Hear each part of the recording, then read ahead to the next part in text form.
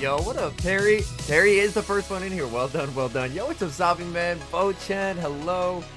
Neo, Skinny, Valen, Pirate, King Wings. Welcome in, welcome in. What's up, Ida Ant? Hello, hello. Henry, welcome in. Kaiser, let's go. 27.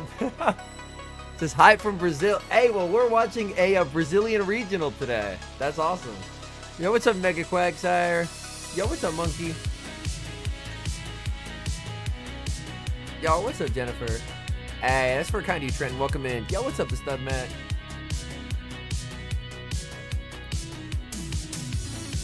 Yo, what up, Teddy? All right. Woo! I'm ready, chat. Yo, what's up, Hein? Lil Toner. The tired ASMR on the last video. Yeah, it was like 2 a.m. when I was recording. Curitiba, Piranha, love the state. Love the state's capital. The place is beautiful. And now we're going to watch the regionals. That's awesome. Yo, what's up, Keith?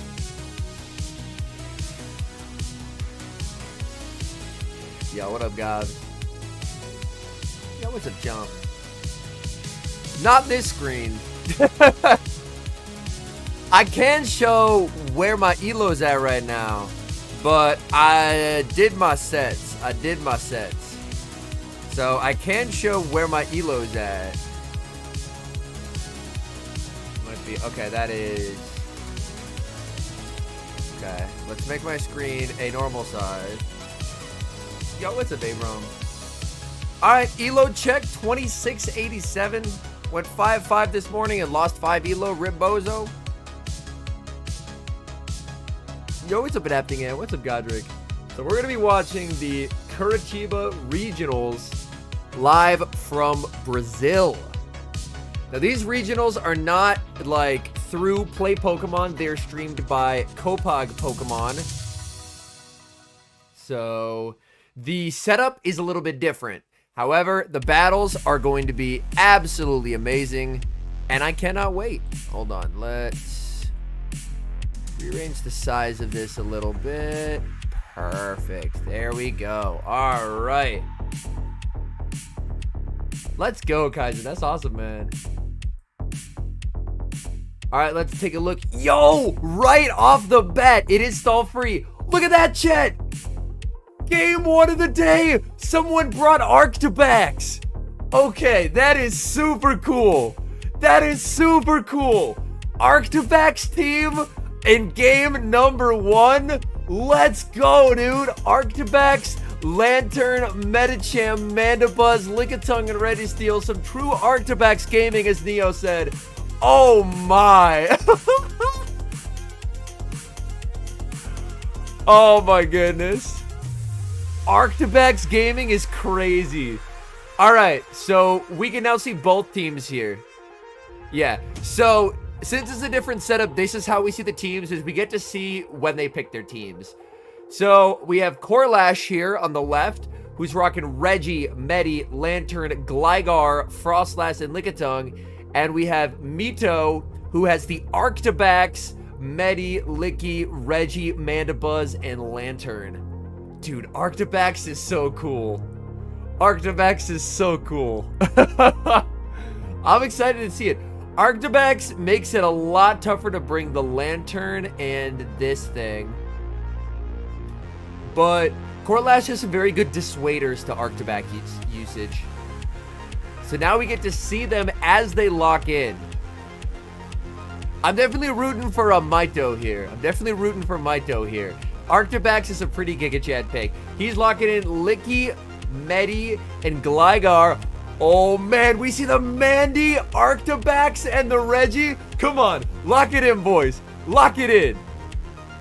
Alright. Alright, I want to see Corash. Okay, are we locked in? Are we locked in here? They're thinking about it, because leading Mandy into Licky would be amazing. We get the handshake. Are they locked? Bro, I want to see Arctibax cook a Gligar. He's locked in. Okay. They're both locked in. Okay. Okay. They're both locked in, chat. Lickitung into the Mandibuzz. What a great lead for Mito here. Not a good spot to be in if you're Corash. Corash is ABA weak as it's an air slash Mandibuzz. Corash in a very difficult situation here where both the Lickitung and the Medicham don't really have anywhere to go against the Mandibuzz. He's going to fire off the Body Slam here. Body Slam is going to connect. Mandibuzz looking to overfarm in this matchup. Mandibuzz is going to go for the charge move here. Is this the foul play or is it the Dark Pulse here? We'll have to see. All right, throwing the move. Sugo, so that's definitely going to be a foul play. I know that because, I mean, to be fair, this is, I'm pretty sure, Portuguese. We see a switch into the Gligar. Bro, please. No. Send in the boy. We want to see Arctibax versus the Gligar. Come on, man. Come on. You know you want to send in the Arctibax. Yes! Arctibax. Immediate shield from the Arctibax here. On the Aerial Ace. Arctibax farming up. Gligar can make it to the dig one turn beforehand. Arctibax is going to let this go. Yo, what's up, Guilherme? Hello from Brazil. Yo, we are watching a regional in Brazil right now. The Curitiba regionals. All right, go up for the Dragon Claw here. Dragon Claw, I mean, at this point, it doesn't really feel worth it to shield the Gligar. So Corash is going to let this go. But yeah, Arctibax Gaming. All right. He's going to bring in the Lickitung. Lickitung adds energy here. Licky farming up. Very nice energy awareness by Corash here.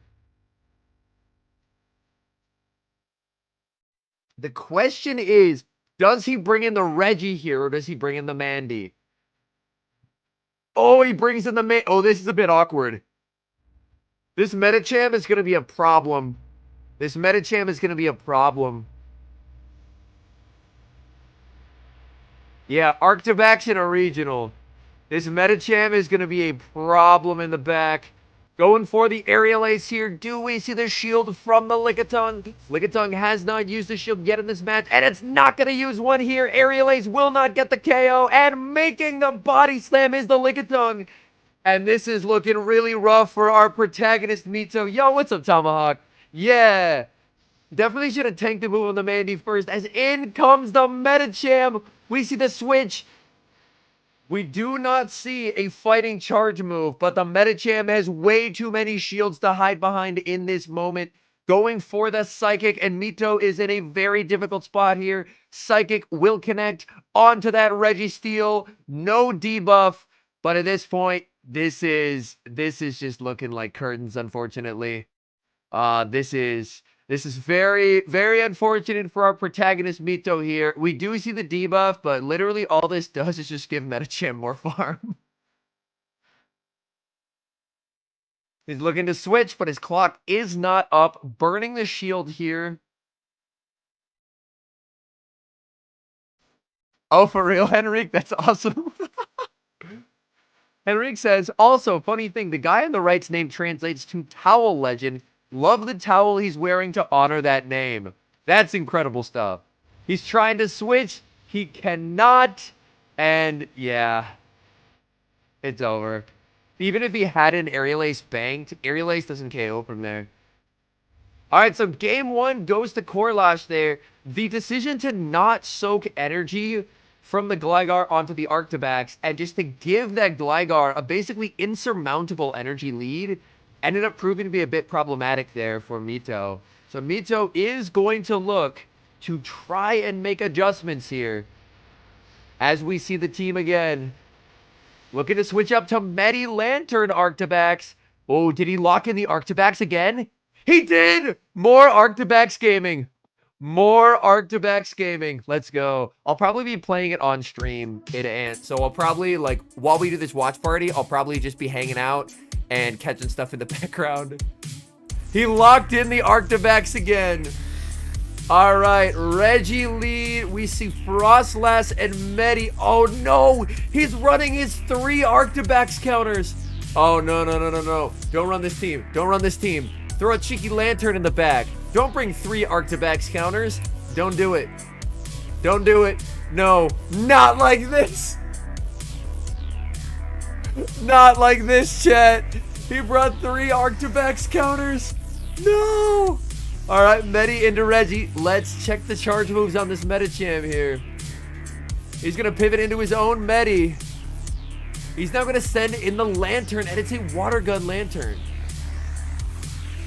Although, to be fair, of the three, the best matchup for Arctibax is going to be versus the Frostlass. Yo, what's up, Darth? Like, Frostlass loses to a lot of Dragon Breath users. Okay, firing off the charge move here. Going for the harder hitting Thunderbolt. We do see the no shield from Corash here. Corash knows that he can tank this and the water guns after. Going for the Ice Punch here. Ice Punch doesn't KO, but it does grab the shield from Mito. Does grab the shield from Mito. It's a bit uncomfortable there. Makes the surf. If you're Corash, do you let this golden powder snow down? If you can powder snow down, this game is, oh man. Does he dare? No, he brings in the Reggie instead. He's going for the lock on down with the Reggie.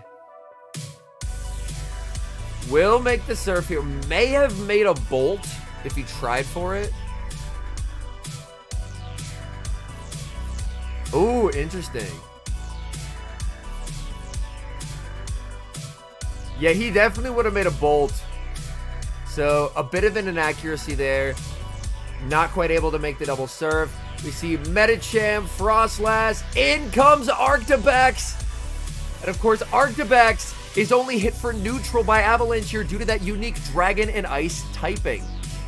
Tough call to make here.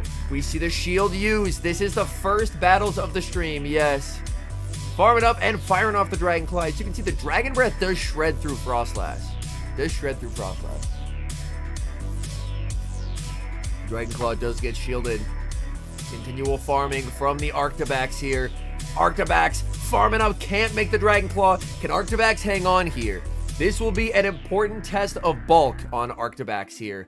Avalanche into the Arctibax, gets the Arctibax low, and the Arctibax survives! It makes it to the Dragon Claw and forces the final shield from the Frostlass.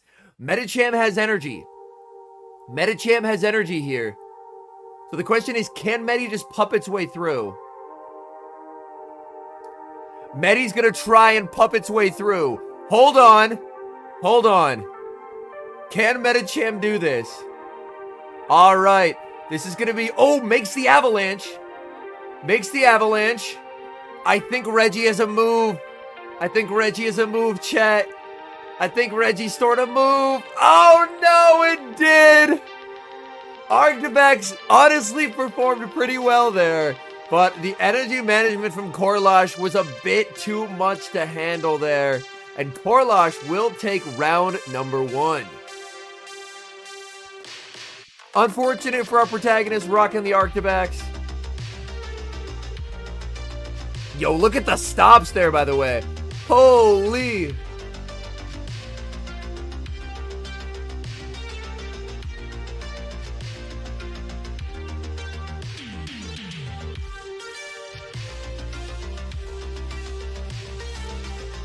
Oh, wait. We have battles, chat. Alright. Oh, did we battle Ghost Tyrant? Yo, GG's, man, GG's.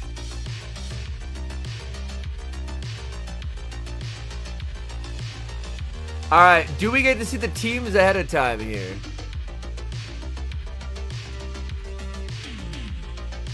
We see, so we have BW versus Marto.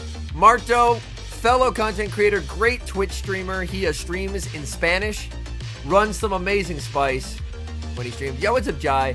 And then we have BW, who's running Vigoroth, which outside of Firestar using it, hasn't really seen a lot of play.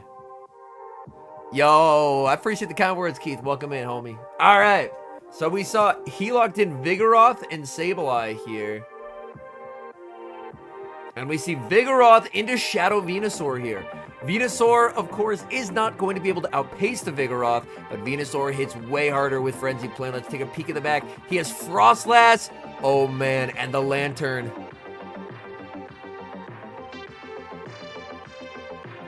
Nah, Matthew, I'll probably just play it from home. All right, Marto gonna farm up to 1 before the body slam. Very nice energy management there from Marto. Ready to see the frenzy plant connect, and that just straight up KOs. In comes the Sableye, and this is really good for Marto, as Marto needs to be able to keep this Sableye away from the Frostlass here. He's going to be able to grab a shield and just stay in here and align this onto the Lantern, which is a way more neutral matchup. So this is pretty nice if you're Marto here. Yeah, Marto immediately sends in the Lantern. Marto running Spark. So he is bringing Frostlass to dissuade Gligar usage, because Spark Lantern is a lot worse into Gligar compared to Water Gun. We are going to see a shield here as they go for the foul play. All right, looking to farm up with the Lantern here. Lantern going for the kill shot with the Thunderbolt. Oh my goodness. Yo, I appreciate that, Lisa. Welcome in. Thunderbolt gets shielded. Okay, BW using that last shield wisely. Marto over-farming quite a bit. The double foul plays have been reached by BW here. Decision time for Marto. When does he use his shield? If he can just get rid of the Sableye, there's nothing stopping the Frostlass from winning the game. Going for another foul play here.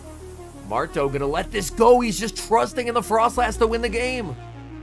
Foul play into the Lantern. Will pick up the KO. In comes the Frostlass, and we see the switch into the Medicham. And this is not good for BW. BW forced to settle for an Ice Punch here. An Ice Punch, you can see the immediate no shield from Marto. This will allow him to massively overfarm.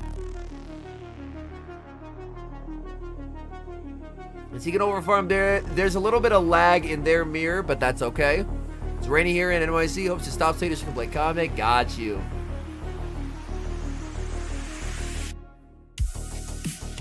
Shadow Ball connects.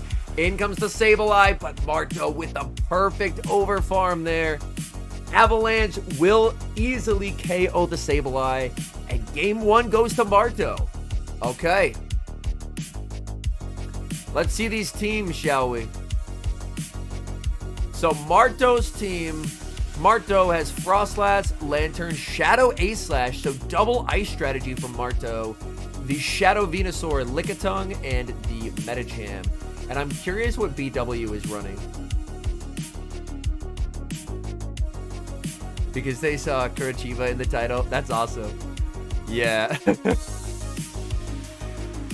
Yeah. Yo, hold on. BW's team has a Shadow Dragonite on it. Okay. Medicham, Shadow Dragonite, Sableye, the Vigoroth, Registeel, and Azumarill. And honestly, I love being able to cover regional small areas of the world, because a lot of different people have a lot of different ways of trying to build regional teams. So seeing a regional from like the United States compared to like Europe, compared to Japan, compared to like South America, like there's very different like approaches people have when it comes to team building, and it's really cool to see stuff like that. Which ice type would you prefer for show 6? Ace-Slash, Frostlass, or Arctibax? Personally, I would say probably Powder Snow Ace-Slash. Powder Snow Ace-Slash attacks the Licky Gligar core really successful. Sorry, yeah, the Licky Gligar core really successfully. And Lucky Sableye allows you to win certain CMPs. Like, I want to say Swampert is one of them, and there's some other CMPs. Hey, have a good one, Ida Ant. But yeah, I like Ace-Slash of the 3, personally, because it targets a core that people are really reliant on. We haven't seen a Gligar in these 4 battles, but it's been like in the other tournaments that we've seen, the special event in Barcelona and Pittsburgh, Licky Gligar core was absolutely everywhere. If you run an attack weight one, Henrique, I believe, yes. But yeah, so the Shadow Dragonite is an incredibly cool pick. The Shadow Dragonite. And it looks like he's thinking about bringing it here. But unfortunately, the Shadow Dragonite's not going to be able to make a lot of headway. How do you feel about Golbat? It's a very strong flyer in the downfall of Noctowl here. Golbat is interesting. It always feels a little bit bait dependent, which is a bit unfortunate. Shadow and I have been feasting on Glygars today. Oh no. So my current goal is, now that for Frost, you expect an uptick in Dynamic Punch Medi. That's fair, that's fair.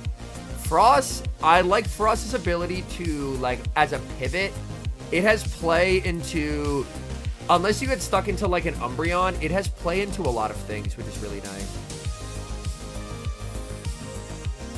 Like, even against the Lickitung, two avalanches plus the powder snows can put it into a range. So in terms of trying to snipe a BBML core, I like the A-Slash, but Froslass is very neutral because people are still trying to figure out ways to counter the Licky. Like, you can see BW is trying to Vigoroth. We've seen some Umbreon. We saw the Mandibuzz in the first game. All right, Registeel into Lantern here. Marto is running Spark. Now, the interesting thing about the Spark nerf is or Spark buff, as one could say, the Spark rework, typically, you could make the Thunderbolt before a move is reached, whereas now the Thunderbolt is on CMP to the Zap Cannon. BBML means basic bitch meta line, so it's basically like the best of the best. Skeledirge, bought a ticket to Peoria? Oh my goodness. That's some spice. That's some spice. As far as GBL goes, B's Shadow Claw is probably preferred. But for these tournaments, oh, we see the switch into the Shadow Venusaur to catch that Focus Blast. And now this means Shadow Dragonite, chat. Oh no! Marto trying to make it to the move. Gets the Frenzy Plant. This is double resisted, but this will still do like 50, 60%. We actually see the shield there, and he's like, you gotta be kidding me, man. I am 2680 something, Schmiggy. 2680 something. Peoria Regional is early October. In comes the Froslass. Look at the Powder Snows. Oh my goodness. Dragonite getting absolutely shredded, but throwing on very nice timing here. The question is, can Dragonite make it to a second Dragon Claw? This is going to be very close. Marto is going to be forced to burn a shield here, as Shadow Dragonite is brutally oppressive. Dragonite cannot make the move, and Froslass up energy looks to be very deadly in this endgame here. You send in the Reggie. No, in comes the Sableye. Sableye going to be hit with the Avalanche. Question is, if you're BW, where do you use your shields here? Shielding up the Avalanche from the Froslass. Continuing to farm with the Sableye. Sableye farming up. We see the switch into the Registeel, trying to go for the catch, but great patience by Marto. He's not going to let that happen. He's going to overfarm and go for the Thunderbolts to ensure the KO. This is looking good for Marto in the endgame here, as the Sableye just has too much that it needs to do in this endgame. It needs to get rid of a shield and two Pokemon, and Marto has energy everywhere. Marto is going to commit the shield because he knows he can get some very valuable damage here. All he has to do is get it into Avalanche range, so he's going to go for the Surf. I like that quite a bit. Hey, let's go, Schmiggy. Yo, I was running a bit of Shadow Dragonite last night as well. It's quite good. It's quite good. And he does make the Surf there. And Marto with the 2-0 victory. Able to advance. So far, we've seen 2 2-0s, Chad.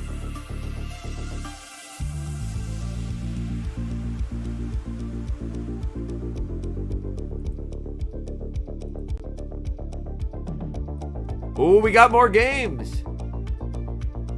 One of them locked in pretty quickly. I want to see both these teams.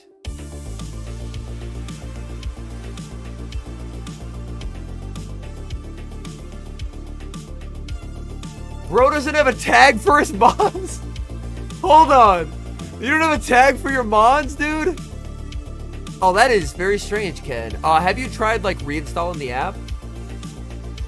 Okay, so this guy doesn't have a tag for his mons, unfortunately. This guy does have a Curitiba tag. So we see Registeel, Gligar, Lickitung, Medicham, Pelipper, which was used by Z's Wireless when he won the Barcelona special event. You can VIS as long as they don't go over 1500 CP, and Lantern. And unfortunately, so this is Feb, Martoni, and then we have Kaio. Unfortunately, Kaio does not have a tag, so we're not able to see the rest of his team. I would love to see Kaio's team. Yo, what's up, Bossa Gaga? So it looks like locking in Medi, Licky, and Frostlass.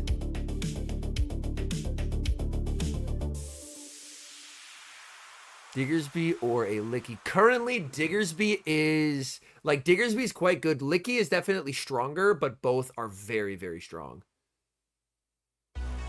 Yeah, Ghost Tyrant. I imagine, like, mid-2600s is the bottom of boards. Well, honestly, Pelipper is a bit of an unusual sight in these tournaments. So seeing Pelipper is kind of cool. And it looks like he's trying to bring it on the lead. And I believe Kaio locked in a Medicham lead, if I'm not mistaken. This will be interesting here. Kaio already locked in. Feb Martoni looking to make some last-minute adjustments here, trying to think it through.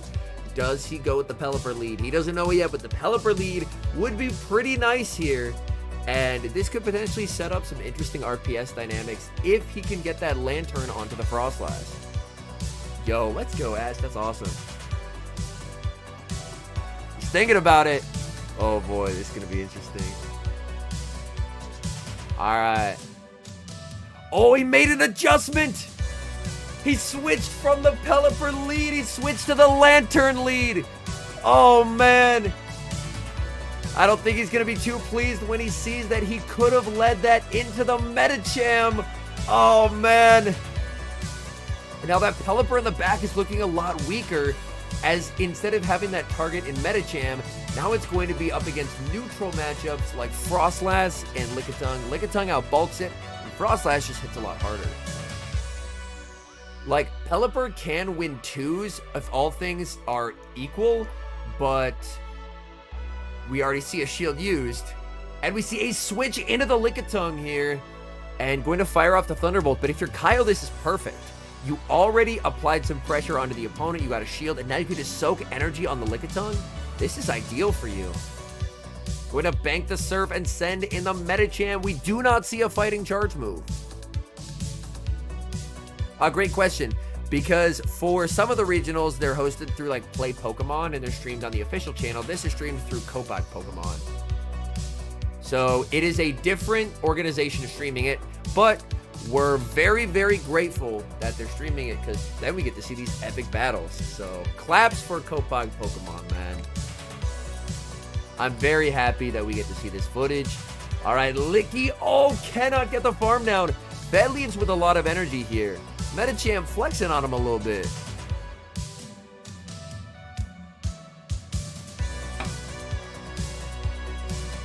Sends in the Medicham, gets denied, which is unfortunate. Yeah, honestly, getting to see them lock in the teams is pretty cool.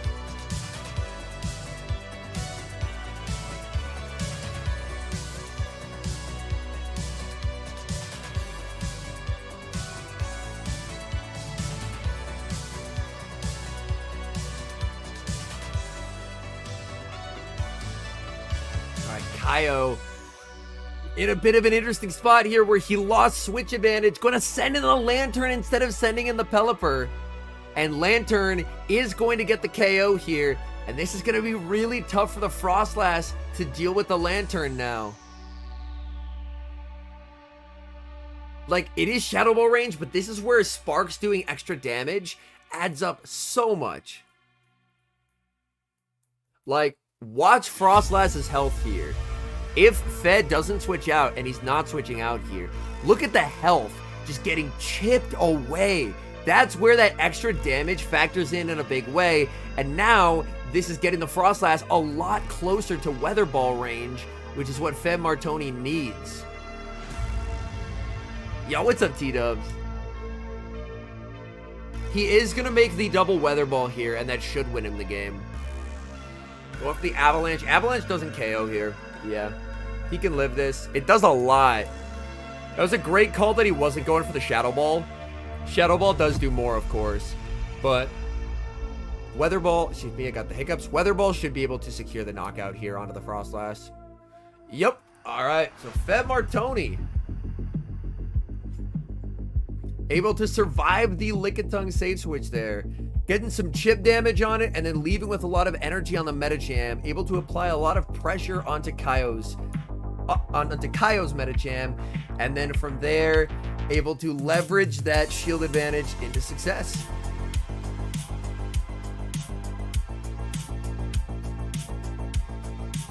All right, okay.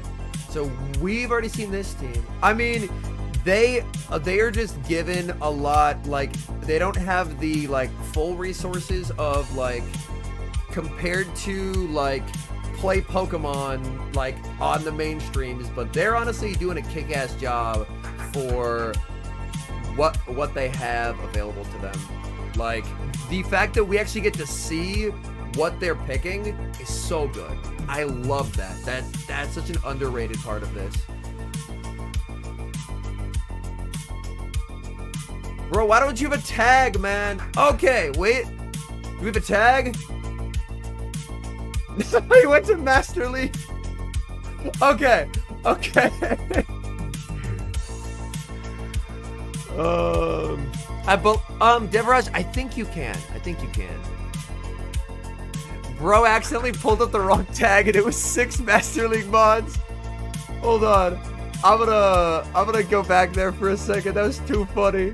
That was too funny, man. He's like, fuck it, we ball. I'm about to bring Kyogre lead and see what he's gonna do. Amazing stuff. Amazing stuff. All right, but his team. Frostlass, Azu, Shadow Gligar, Licky, Reggie, and Medi.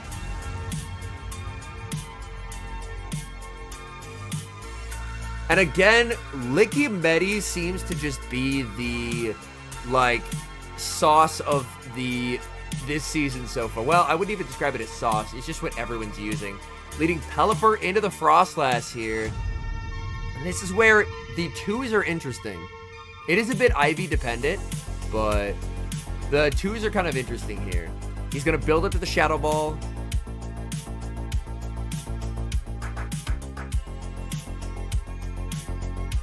So Kopag is a playing cards company here in Brazil.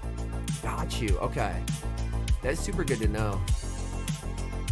We see the switch into Licky. Again, Kaio utilizing that Licky to just absorb damage here. Ideally, if you're Fet, you want to get this into a range where it can... Yes, you want to get it into the Focus Blast range, save all the energy, and then make Lickitung waste their energy versus the Reggie here. He's going for the Power Whip. This is not what you want to go for in this matchup. It does incrementally more damage, but it's worse DPE. Yeah. He's actually going for the Zap. So potentially looking for a Zap and farm play. Is the one responsible for the official sales and tournaments of Pokemon TGC. Oh, that's cool. Oh, this actually gets a debuff. This sets up kind of a nutty farm down here. But yeah, you don't want to go for Power Whip in this matchup. You want to go for a Body Slam. Like, Power Whip is like, if I can only get to one move, Power Whip does incrementally more. But Kaio can get to a bunch of moves here. So you want to be going for the Body Slams.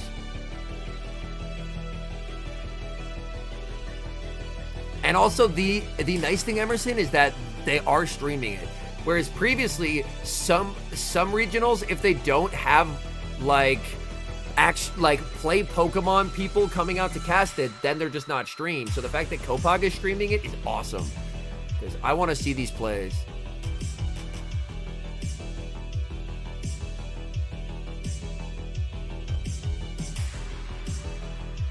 Yo, what's up there? All right, Zap connects onto the Medi. Oh, we see a switch back into the Pelipper. Kaio calling that it's not going to be the Hurricane here. Weather Ball will not get the KO. We see the switch into the Frostlass, and Frostlass will be met with a lot of energy from the Pelipper. Oh, that's awesome, Renato. Okay. LAIC in Sao Paulo in November will also be streamed with a national and an international channel. Nice. That's awesome. The more regionals that are streamed, the better. I love watching these things. These are so fun. Yeah, Pelipper going to shield here. Can Pelipper get the wing attack farm down? Can Pelipper get the wing attack farm down here? It's going to be close. Pelipper gets the farm down. Kaio dies with the avalanche. Back in comes the Medicham. And Medicham is going to be met with multiple weather balls here. Oh, this is really not good for Kaio. Kaio shielding up the weather ball, trying to make it to the ice punch. And does, because Fem Martoni lagged. Oh no. He got the one-turn lag that I got quite a bit yesterday. Where, I mean, the good news is he still very comfortably wins. But that lag right there is frustrating. Hold on. Let me see if I can find it. I was doing a battle yesterday where I had that exact lag.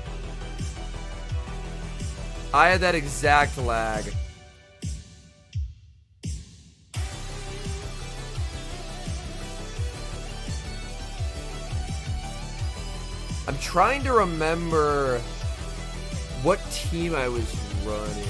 It was a bigger speed. Okay.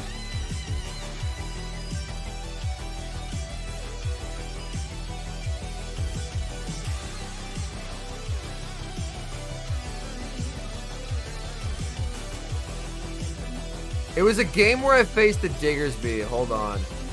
Let me see if I can figure this out. Not this one.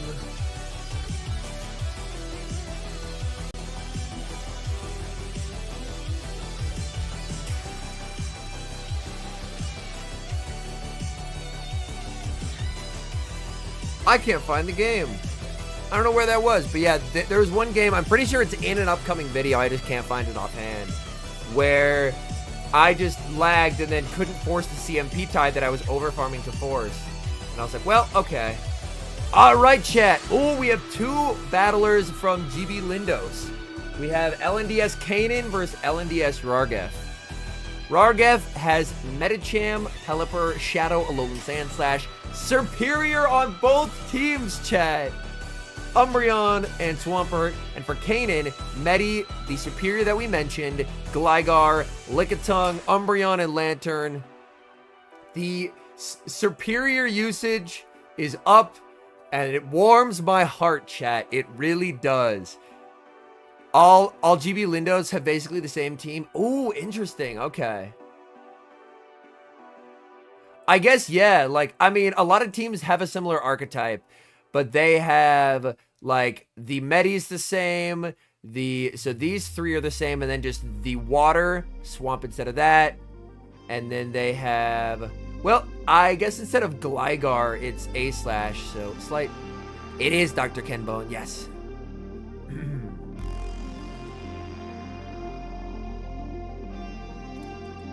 Yeah, no Lickitung from Rargef. But has the Umbreon. And Umbreon is a very nice dissuader of Lickitung usage. And we see it looks like Kanan might be locking in Licky, Medi, and the Umbreon here. Oh no, King of Prussia. Superior at a local. Yeah, Superior is so good. Mandy honestly does look very solid. Are there any bans? I believe just the Galar birds are banned. Yeah, I think it's just the Galar birds. All right, Sand/Fast move check. Is it Powder Snow? It is Powder Snow. And this means that the Shadow A-Slash is going to be able to fairly decently win this lead matchup. And this is why in this tournament meta, people have been switching to Powder Snow, because Powder Snow allows A-Slash to become a core breaker to the Gligar and Licky core that was absolutely everywhere.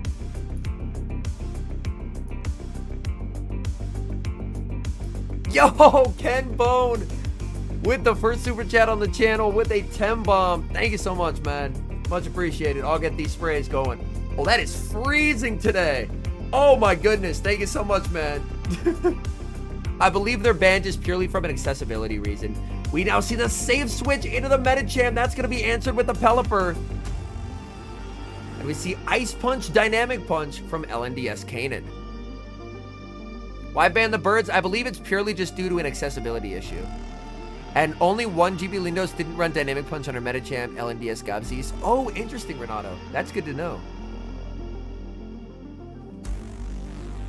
Going for the Hurricane here, and the shield. That's a big shield from Kanan. Anticipating the nuke from Rargef. Rargef makes the Weather Ball. Metacham lives this, though. Metacham lives this. Yo, and Richard with the 17 months. Much appreciated on me. I'm gonna get that spray going as well. Why isn't Carbink showing up here? Great question. Carbink indirectly received a nerf by the best flyers that it targeted, like Owl and Altaria, getting nerfed, and the new flyer Gligar can hit it for super effective. So that's why we haven't seen as many, because the environment around it is a lot less favorable. Also, Superior just wins this. So, its stats and moves weren't touched, but the meta grew a lot more hostile to Carbink.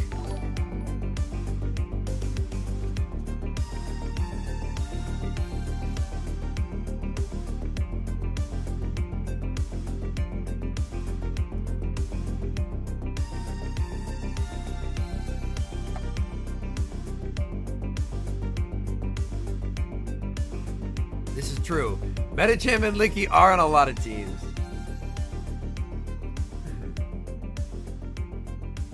Yo, what's up? Discuss it out. I do think once people realize how good Mandibuzz is, there's going to be a lot more Mandibuzz usage.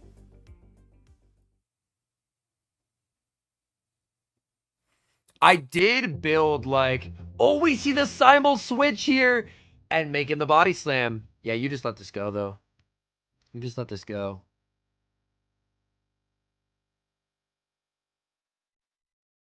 I have a potential hot take for the knocked out replacement. That'll be a future video.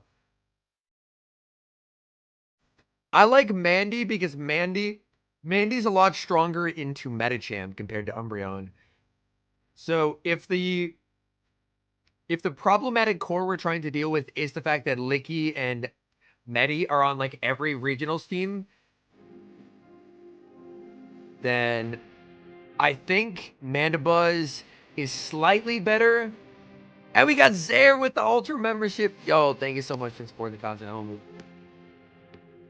With Zaire, by the way, let me grab a link to his channel. I'm just gonna assume he has the tag set up. And he does have the tag set up. Oh, that makes it so much easier. If you want to go check out Zaire, he posts great content. And he's a fellow YouTube streamer.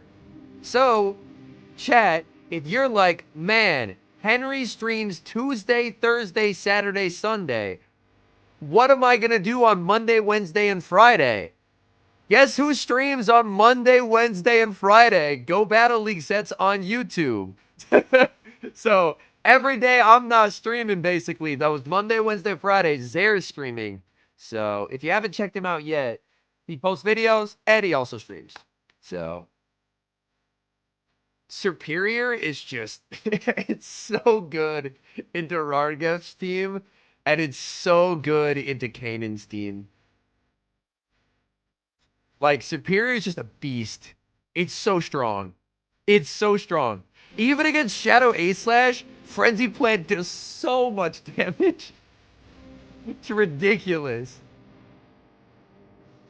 And as we can see here, like, even though Kanan brought a flyer, that flyer takes neutral from Frenzy. Yeah. All right, Superior into Umbreon, the battle of the bulk, chat. The battle of the bulk. So we should see, yeah. Ooh, interesting. Superior not throwing on 7 here. Just going to tank the foul play. And we see the Superior in the back for Rargef as well. Oh, this is going to be interesting. This is going to be interesting. Oh, no, Minkle. Hang in there, homie. Tomorrow will be a better day. All right, the Overfarm going for the foul play here. But what does Kanan have in the back? Kanan, Umbreon. Do you catch on to your Umbreon? I think if I'm Kanan in this situation, I go one Vine Whip and I try and catch on my Umbreon.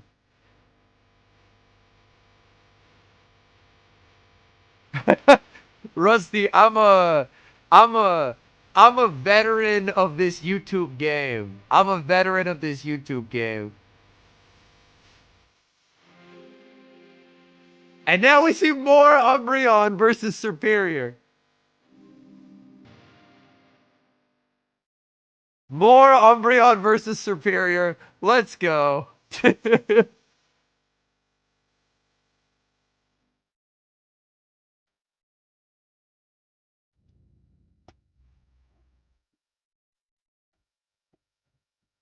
We do see a shield on the Frenzy Plant from Kanan here. Kanan looking to farm up. Oh, man. Okay. Does this force Kanan to go over 100? Does this force Kanan to go over 100 now? It does not. He's just barely inside of 100. Okay, that's good. That's good. Narrowly avoiding a cycle reset there. That's quite nice. Makes the Frenzy Superior, you beast! Oh, my goodness. We're now going to see a switch into Lickitung here. Lickitung met with the Medicham. And you can see them laughing about it because he knows he has Dynamic Punch.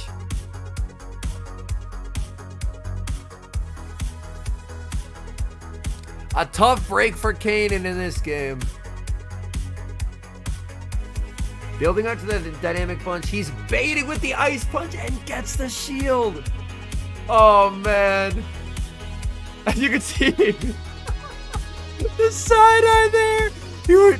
He just looked up like, bro, you gotta be kidding me right now. Oh, the look.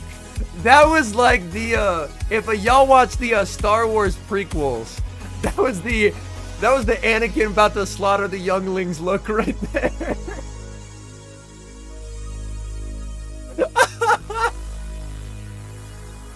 All right, LNDS Rargif takes the win over Kanan.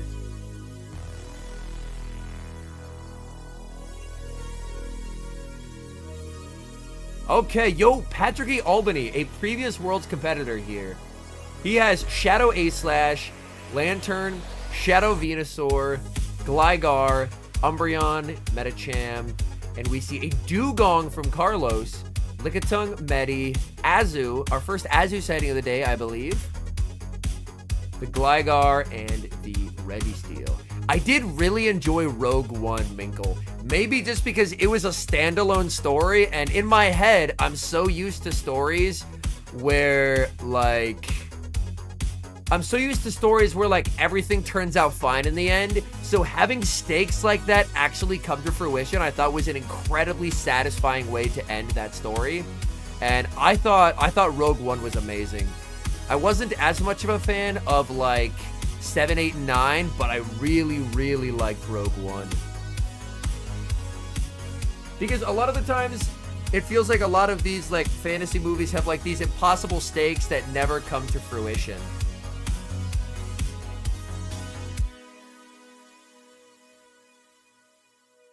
So to actually have some of those consequences happen, I thought was really powerful from a storytelling perspective. All right, let's get these boys locked in. Carlos versus Patrick E. Albany. Patrick E., as I mentioned, is a previous Worlds competitor, so a definite name to watch out for here. I haven't seen any of the TV shows. I just watched the movies. All right, game one, we see Lantern into Registeel. Let's check the fast move on this Lantern, and it is Spark.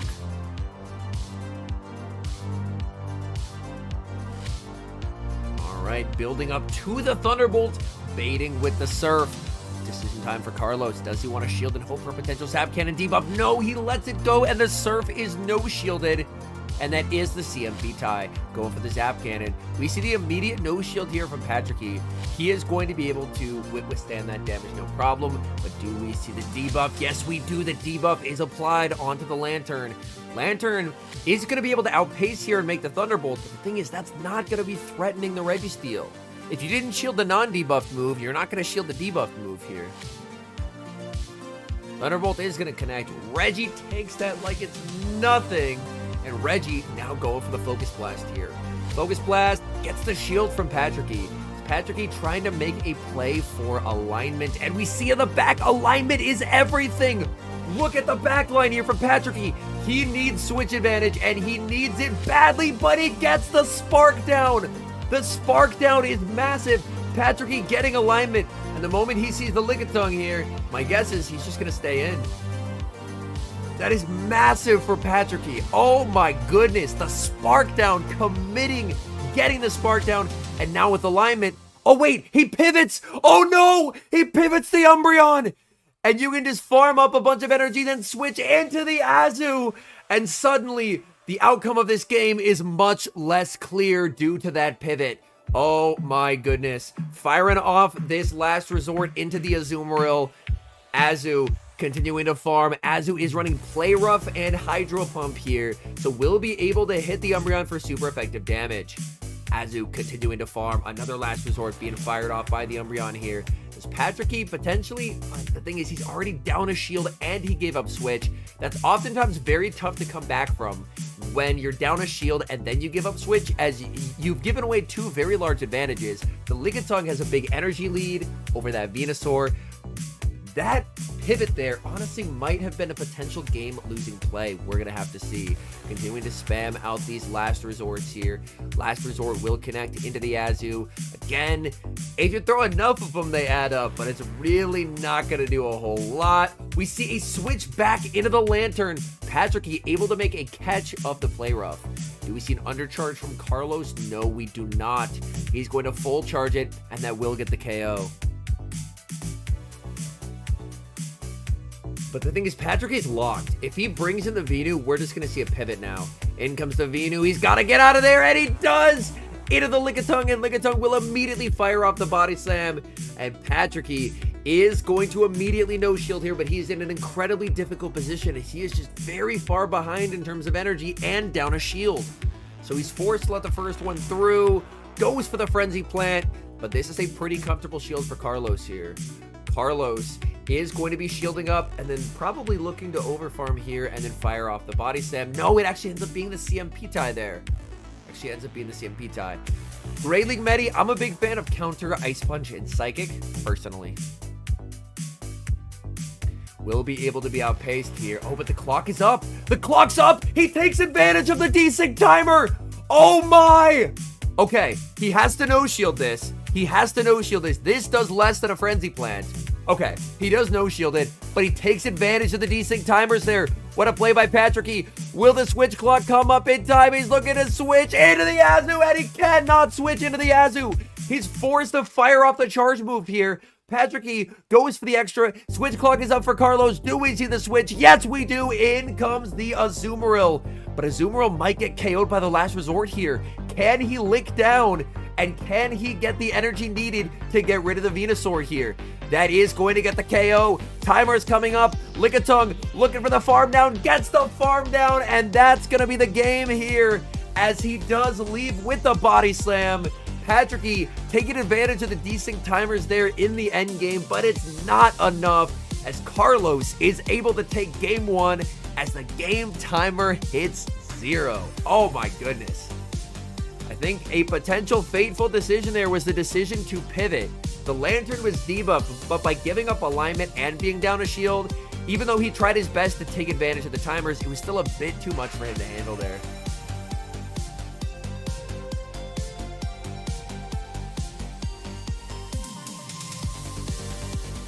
All right. The question is, what fast move is that? He's looking at the Sand Slash here. What fast move is that Sand Slash running?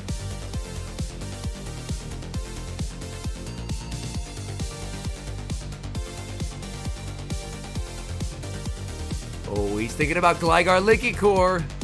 If it's Gligar Linky Core and then he gets Sand Slashed here, he's going to have a rough day. Oh, he actually takes away the Gligar. He's going for the Medicham instead. Game Booster popping up.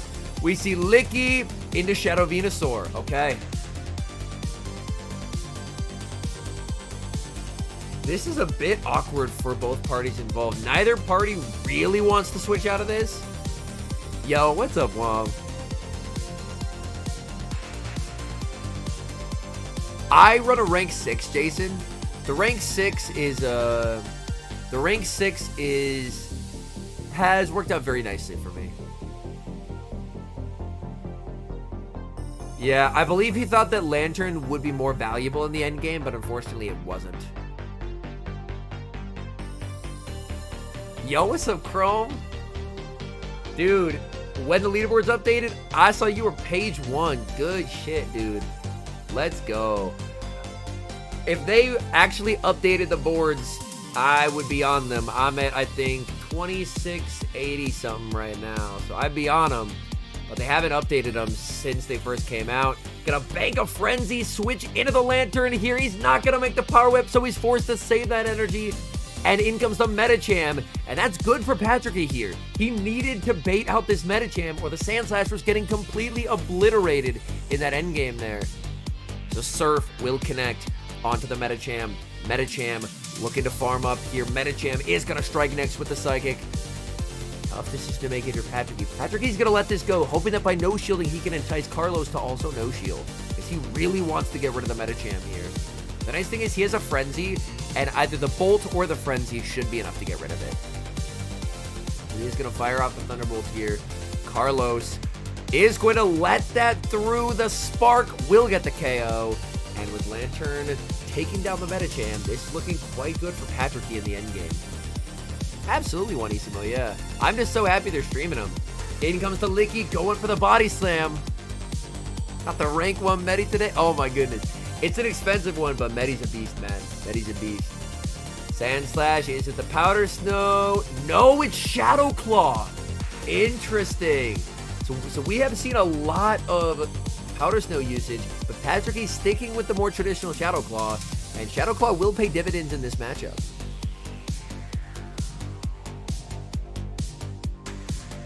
Going for the Zap here. Gets the shield. Patricky looking at the camera. He's like, bro, if I shield the Zap. And he does shield the Zap. Do we see the debuff? No debuff there. That is unfortunate. The question is, can the Drill Run get it into a range where he can combo with the Shadow Frenzy plan here? Drill Run, that's absolutely Frenzy range. He switches into the Venusaur and gets the combo play on Carlos. And Patricky Albany able to stave off defeat here as he's going to force a game number 3. Very nicely done there by Patricky. Able to kind of bounce back from a bit of a misplay in that first game. Even it up. Where am I streaming this from? The channel is Kopag Pokemon 02.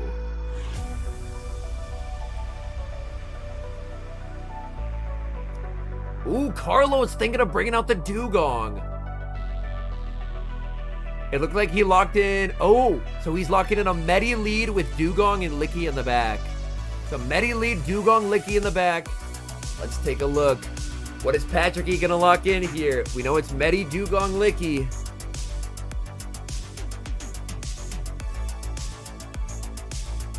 He's thinking about it. Lantern on the lead. Oh boy. Medi in the back would be very tough for Carlos. He's thinking about it. Let's go for it here. Do we see any more adjustments from Patricky? Or is this what we get locked into? This will be interesting.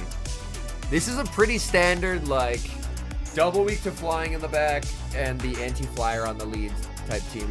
Like,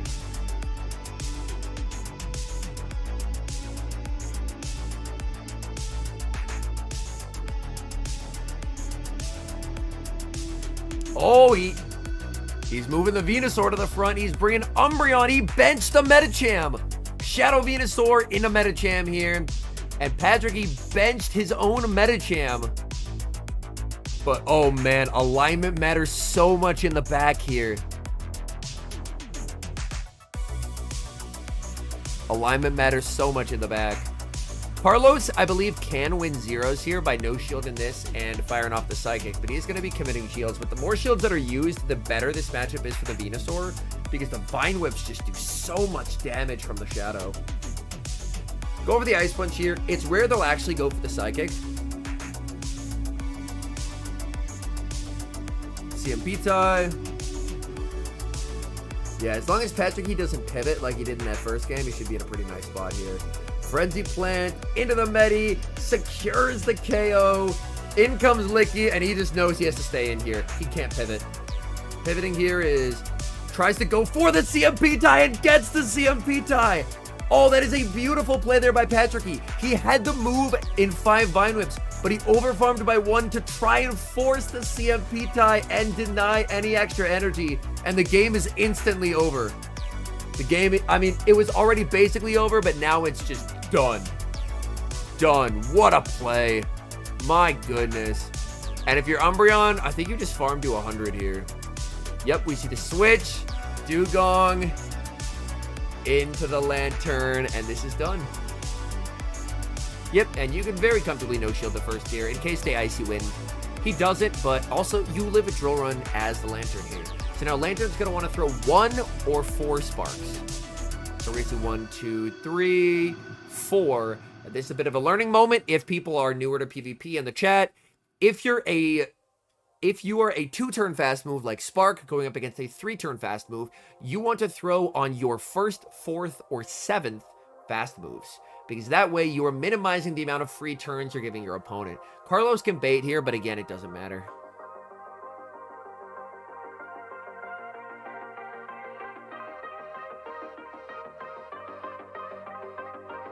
Yep. And is he undercharging this? He's undercharging it for the farm down. Dude, that'd be a disgusting farm down. And gets it! What an undercharge! What an undercharge! Dude, that undercharge was filthy! Holy, dude! He was debuffed, and he undercharges like a maniac to get the perfect undercharge. Holy, bro. That is filthy. Good stuff from Patricky there. Oh my goodness.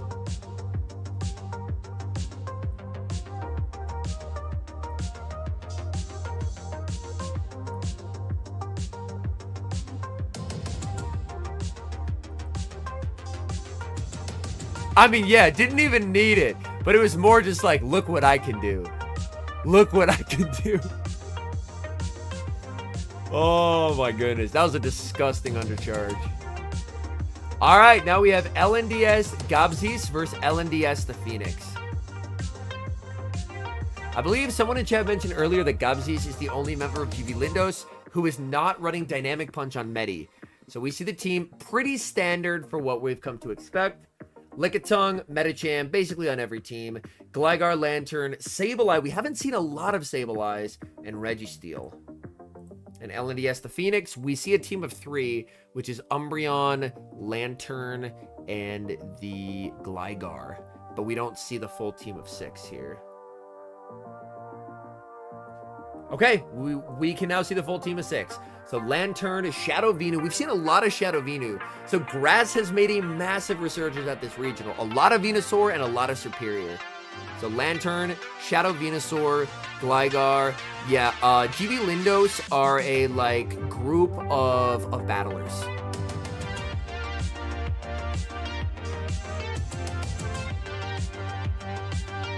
So Lantern, Shadow Venusaur, Gligar, Umbreon, Lickitung, and the Medicham.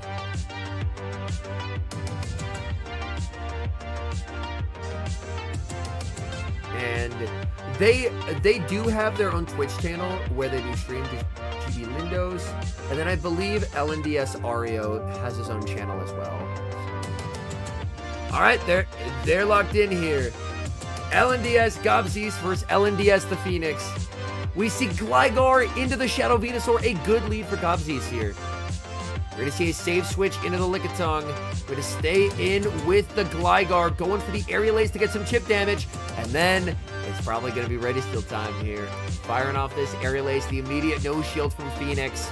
And now it is going to be Registeel time. Registeel. Oh, chat, look at the Registeel moveset. There's no Zap Cannon.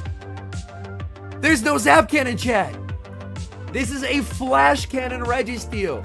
So LNDS Gobsys deploying the anti-Gligar tech. The anti-Gligar tech. Because Gligar, of course, walls Registeel's typical moveset, running Flash Cannon instead to try and gain a bit of an advantage over Gligar players. I like that. Does that allow Reggie to flip that? I imagine 2 Flash Cannons would KO. That might allow Reggie to flip that, depending. But yeah, Flash Cannon is a really cool pick. Flash Cannon is a really cool pick. Makes it to the Flash Cannon. Bro, he doesn't know. He doesn't know. Flash Cannon.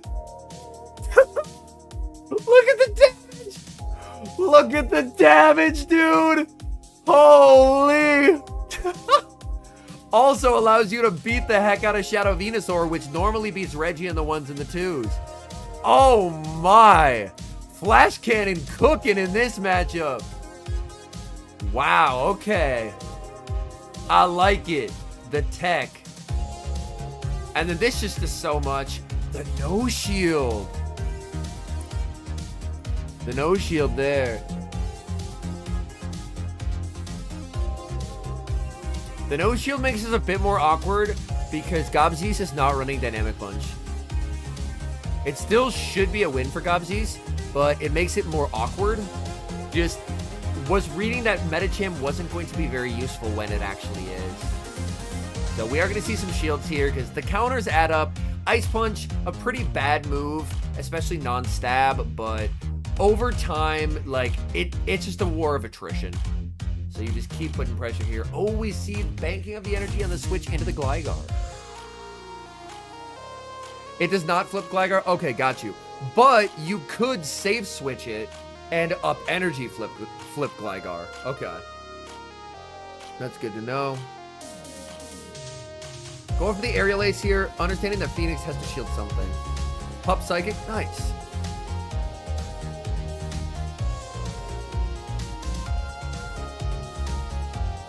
Okay. Gobsys can safely go 1 in the move here. Because Phoenix isn't at the back-to-back. Clocks up, though. Could try for a catch. Doesn't go for the catch. Goes for the fast move instead. This doesn't kill, but we are going to see the shield used by Phoenix now. Clock not yet up for Gobsys. Continuing to farm. Oh, and the Aerial Ace just too spammy. Oh my goodness. Yeah, the Ambassador Party is done. Yes, I had a lot of fun with it. And the snipe with the Medicham. No. All right, LNDS Gobsys takes game 1. I like the Flash Cannon choice. Like in this regionals tournament meta, that feels inspiring. That's an inspired choice. Flash Cannon. I like it. And of course it means Reggie can't debuff. Oh, it looks like locking in. Oh my goodness. Locking in the Reggie lead. Is that what gets locked in here? It is. Okay. Reggie lead locked in. Is Phoenix going to lock in the Gligar? I'm going to be married as of next weekend.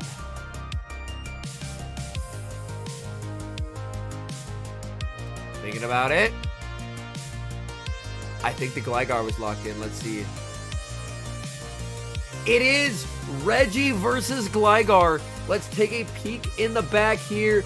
We have own Gligar and a Medicham. If Gobsys can catch a dig,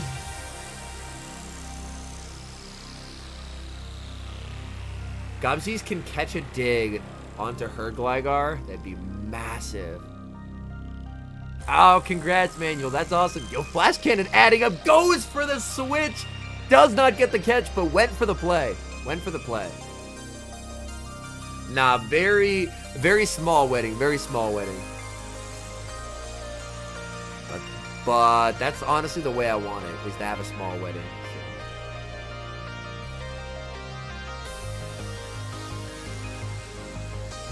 Just gonna stay in here with the Gligar as Phoenix, which makes quite a bit of sense. Because Phoenix's backline is pretty weak to Gligar. Aerial Ace doesn't even get the knockout, makes it to another Aerial Ace here. Will we see the shield? Or does Gobsy just let this go? Gobsy shields. Honestly, don't mind the shield. Kind of have to... We already see the pivot here into the Medicham. Can go for the Aerial Ace. And then after the Aerial Ace, could try and catch an Ice Punch onto Hermety. Yeah, thanks. Thanks, chat. I appreciate that. This clock will be up to catch it. We do not see a catch. Just gonna stay in with the Gligar here.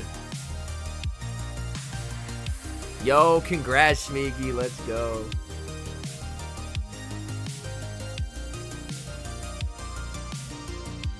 Shadow D-Knight's a beast. And now we see going for the Ice Punch here. The Phoenix is running Ice Punch Dynamic. Gobsy has the more traditional moveset of Ice Punch Psychic. Yo, what's up, Schmeedy? Yo, I appreciate that, Jordan. Going for the Psychic here. We see the shield from Phoenix now. Great question. We are delaying the honeymoon for now, just because in early spring, we're hopefully going to be looking for a new place to live. So like a house compared to an apartment. So we're kind of delaying the honeymoon for the time being until hopefully we can get the house stuff done. And then once that's done, oh, do we see a catch onto the Gligar here from Phoenix? Oh, he tries for it! Great patience by Gobsies. Great patience. Oh my goodness. Great patience. Beautifully done there. Gobsy's winning CMP. Yo, I'm doing well, Ayush. I'm doing well. Yeah, we've kind of been biding our time because the housing market ain't great at the moment.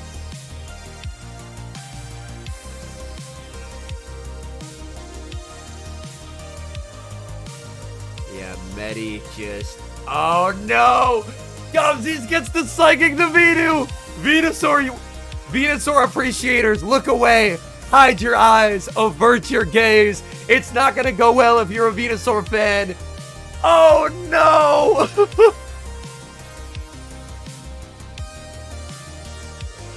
Oh, no!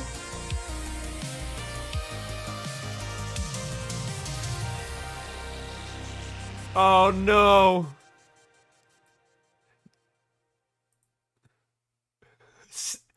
Sagittarius does not enjoy Venusaur. Oh, hold on.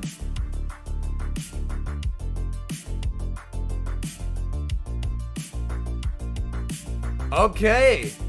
We have LNDS Guizhou versus JW Naldo. The Guizhou's team is Gligar, Medicham, Shadow A-Slash, Swampert, Superior, and Lickitung.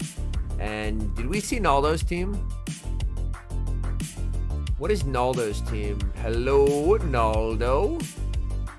Naldo, we see DD, Licky, Dugong. That it looks like a GBL team, but it looks like he's locked in. So they're getting their recordings up. Oh, it looks like a Guizhou is locking in a Superior team, which is pretty hype. Pretty hype. I think they're staying with Great League Ayush because it's the cheapest league to get into. Like, it requires the least resources. All right. Gligar on the lead into Defense Deoxys. Slightly uncomfortable lead for Deoxys. A lot of Deoxys players like to just Psycho Boost and dip here, as Psycho Boost does quite a bit of damage, but instead we're going to see an immediate pivot into Lickitung. My guess is we'll see... Oh, we actually see quite a bit of lag there on the side of Guizhou. He's going to go for the dig, and then he should bring in his own Lickitung here. We're going to see the dig. Own Lickitung! We have the Lickitung mirror, chat. What a beautiful day. Any Lickitung mirror enthusiasts in chat, I know it's all of you. What a beautiful day to see a Lickitung mirror. Oh, man.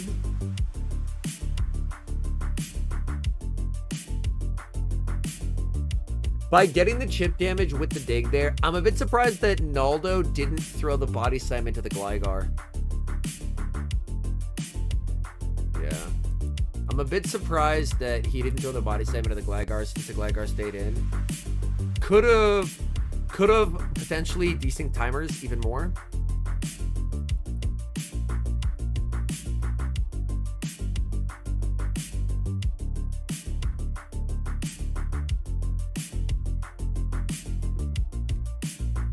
Yo, that is super similar to a team that I was running, Shmigi. I was running a little bit of D-Knight. I think it was last night. And I was running D-Knight, Licky, and then Dugong. I like going for the whip. Whip does do more here. Yo, Dugong up energy is kind of Monka. Running that on your ult last night? Nice. Yeah, Shadow D-Knight Licky core is very solid. And you go Dugong into Superior. Serb, of course, has the pacing advantage. Oh no! Guizhou gives Naldo an entire Ice Shard for free. Oh my goodness. That is rough. That is very unfortunate. Naldo going to return fire with the Icy Wind here. The Ice Shard's adding up and just continuing to debuff and debuff Guizhou's attack stat. Alright, very nice timing there from Guizhou, throwing 4 in the move. We see the double shield from Naldo. Naldo needing to try and get rid of this Superior, whatever it takes. Going for the Icy Wind, and we'll see the final shield used by Guizhou.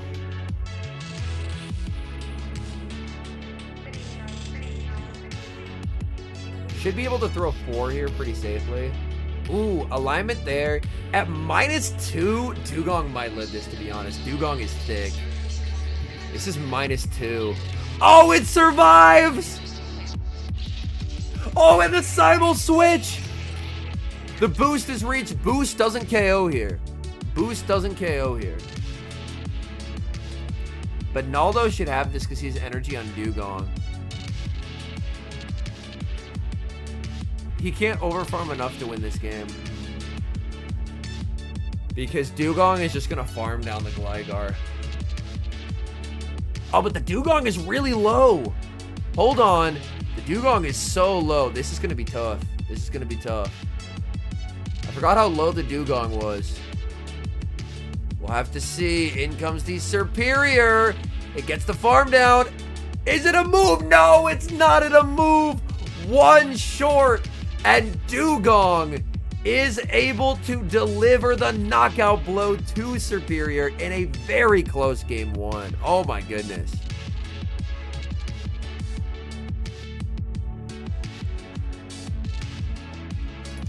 Licky beats a lot of the stuff that D-Knight doesn't want to see, and Licky's very good to catch moves on. Actually, yeah, the one move of bad timing might have cost him there. Actually, yeah, it did. It did cost him that game. Yeah, because Superior wins CMP over Dugong. And he would have gotten an extra, and he would have... Yeah, so you're 100% right, Chrome. Yeah. Sorry, chat. I'm a bit out of it. I was up till like 2:30 a.m. getting that Charger Bug video out. So I'm quite tired. But yeah, that just straight up cost him the game. Just... straight up, unfortunately.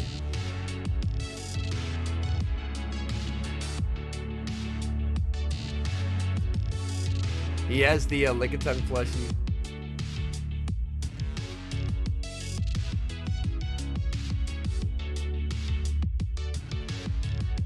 All right, Guizhou versus Naldo. Game number 2 here.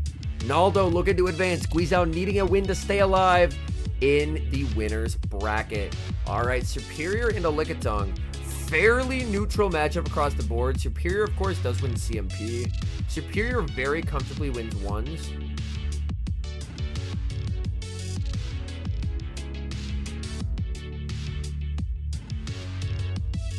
All right, we're going to see an immediate body slam connect. continuing to farm up here. The question is, how good is the Licky? Can the Licky tank 2 Frenzy Plants? It depends on how like, thick of a Licky this is. Frenzy Plant number 1. That did a lot. Farming up. We see a switch into the Licky. Okay. We have another Licky match, chat. Licky versus Licky. But he's so weak to Licky in the back, he's forced to send in Dugong. But this means A slash into Deoxys, which is not good for Guizhou whatsoever.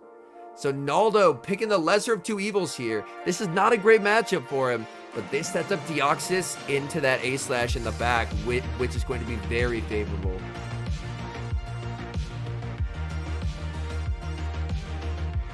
Going for the Power Whip. It's debuff. Does Naldo want to preserve HP on the Dugong? No, he's going to let that go. Power Whip will connect. Go for another Icy Wind here. Icy Wind won't KO. Drill Run does more here, but I guess just wanting to lower the amount of damage as much as possible. So Icy Wind into the Licky will not get the KO. Can Licky hold on and make it to the Power Whip? Yes, it can with a fraction of HP. This is a heavily debuffed Power Whip into the Dugong. Naldo committing a shield. So slight inefficient use of shields by Naldo there. My guess is he wasn't anticipating that Guizhou would actually make the whip. In comes the Sand Slash. And it's Powder Snow. So he can't farm it down. Yo, what's up, King Edward?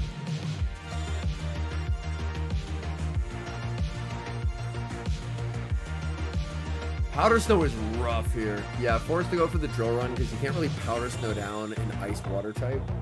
That's just not going to go well for you. So. Yep. And then it's just Deoxys tearing this poor A slash to shreds.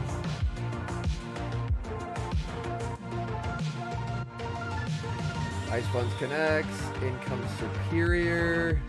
He's baiting. I mean, even if it's a frenzy, he lives it, but. Oh, we don't know yet, Minkle.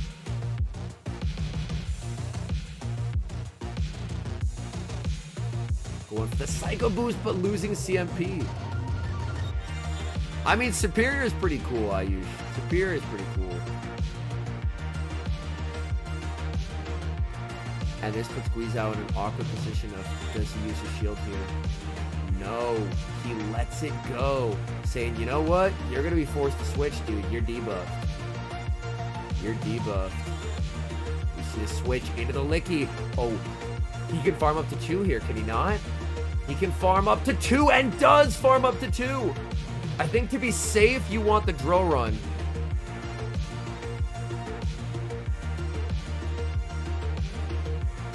Double Drill Run, okay. Can Guizhou pull off the impossible here? Drill Run into the Licky. Drill Run into the Deoxys. And that should be game. That should be game. Great energy management there from LNDS Guizhou. Wow. Great energy management there on the A slash. Over farming, making sure he gets the double Drill Run there. Very nice. Very nice. That was looking rough in the end game there.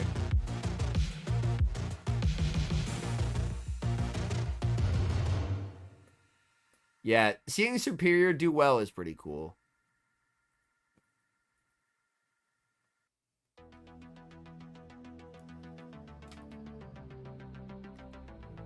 All right, Gligar into Deoxys.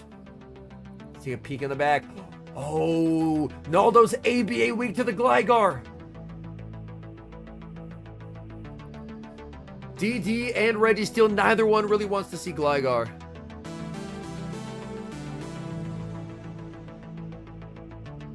Pivot into the Licky.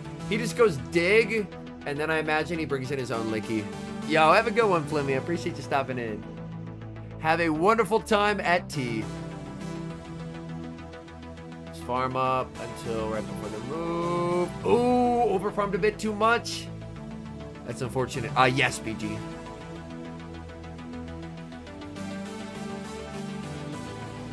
Clocks are 30 seconds desync now. Naldo can leave if he wants to. I am, but I'm probably just going to play from home, to be honest. Because, like, you don't really need the XLs. Because it's a Vikavolt. Even in Masters, it has a truly atrocious win rate. So I'm probably just going to play from home, to be honest. Maybe run some incense, vibe out, have a good time.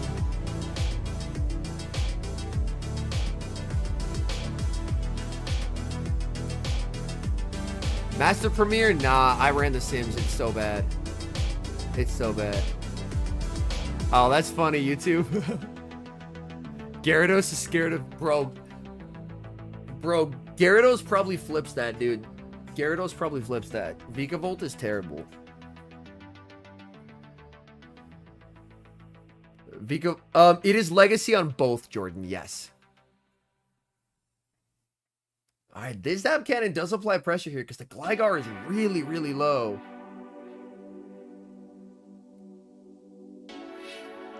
And we see the debuff as well. Vikavolt loses to Lugia? Nah, bro. Yes, Chrome. Neither is amazing, but Charja is better than Vika in Great League. Nice. Torst is cooking. Exactly, Bees. It's like Regieleki, which is a speed god, but speed doesn't translate into go. Bring in the Serp. Oh, he's Zap Cannoning. He's Zap Cannoning. Don't shield this dude. Oh no, he shields the Zap Cannon.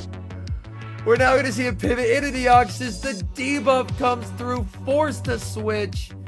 And, oh man, shielding that Zap is brutal. What's up in Caligon? Shielding the Zap and getting the debuff to force the switch out. Not letting the body slam reached. Yeah, Shiny Charger is very cool. I agree. Vikavolt and Electric Cup? No, it's not, because it can learn Mud Slap. And having a Mud Slap user eligible in an Electric Cup is... Oh, wait, hold on. Wait, what happened there? Okay. 1, 2, 3, 4, 5.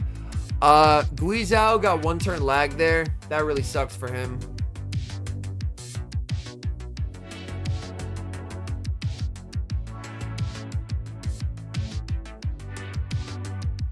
That really sucks for him.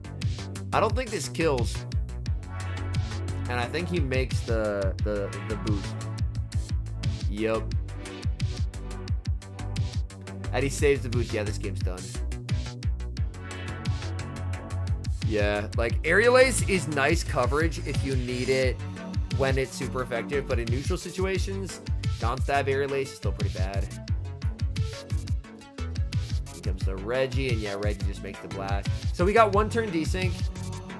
In the grand scheme of things, though, Naldo probably still wins. It just would have been a lot closer.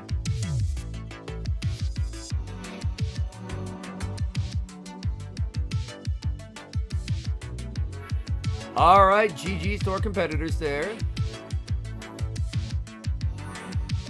All right, they're taking a 24-minute break. So while we do that, so we're at 3:53.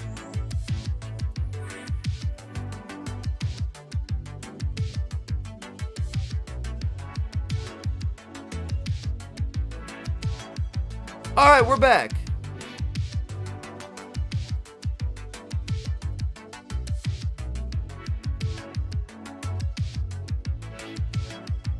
I went too far, chat.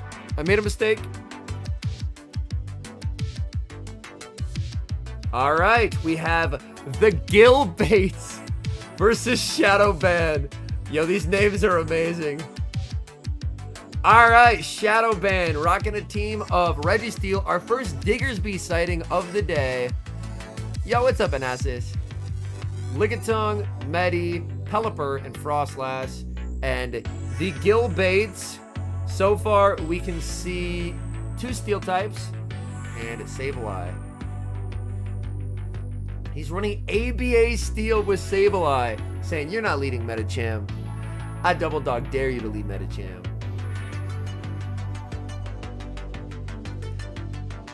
Can Shadowban make the read and put Medi on the lead? This is going to be interesting. This is going to be interesting, chat.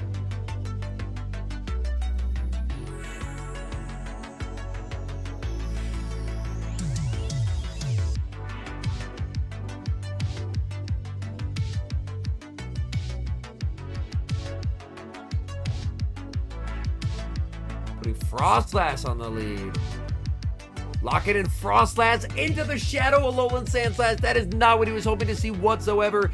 Is it Powder Snow, though, or is it Shadow Claw? It's Shadow Claw. That is so bad. Oh, no. And it looked like that was a CMP tie here.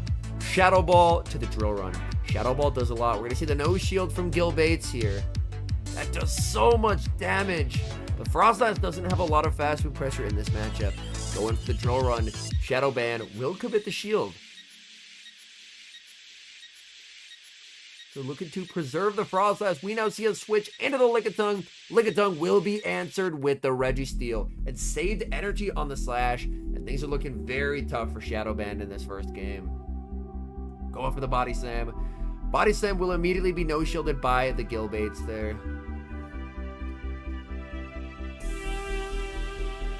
In that situation, it's very hard for the Frostlass to farm down, so it's honestly not a terrible no-shield.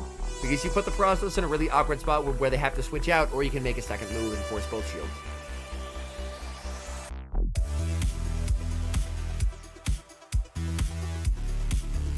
Alright, going for the Body Slam into the Reggie. Again, pretty comfortable no-shield here. This is an awkward health range for Reggie, because Reggie can't really lock on down. Like, he just has too much HP.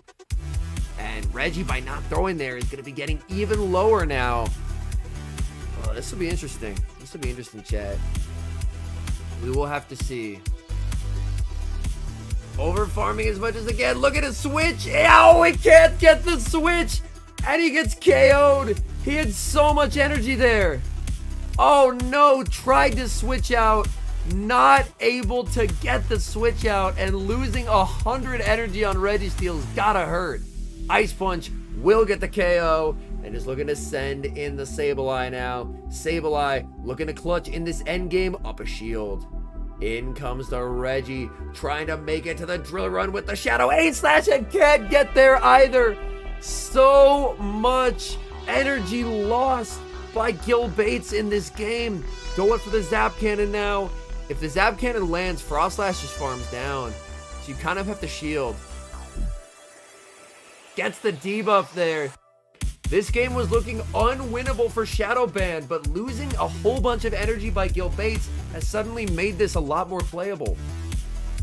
Going for the foul play here. Foul play is going to connect into the Registeel. And debuff, that does not do a lot. Going for the Zap Cannon. Zap Cannon will be double shielded now.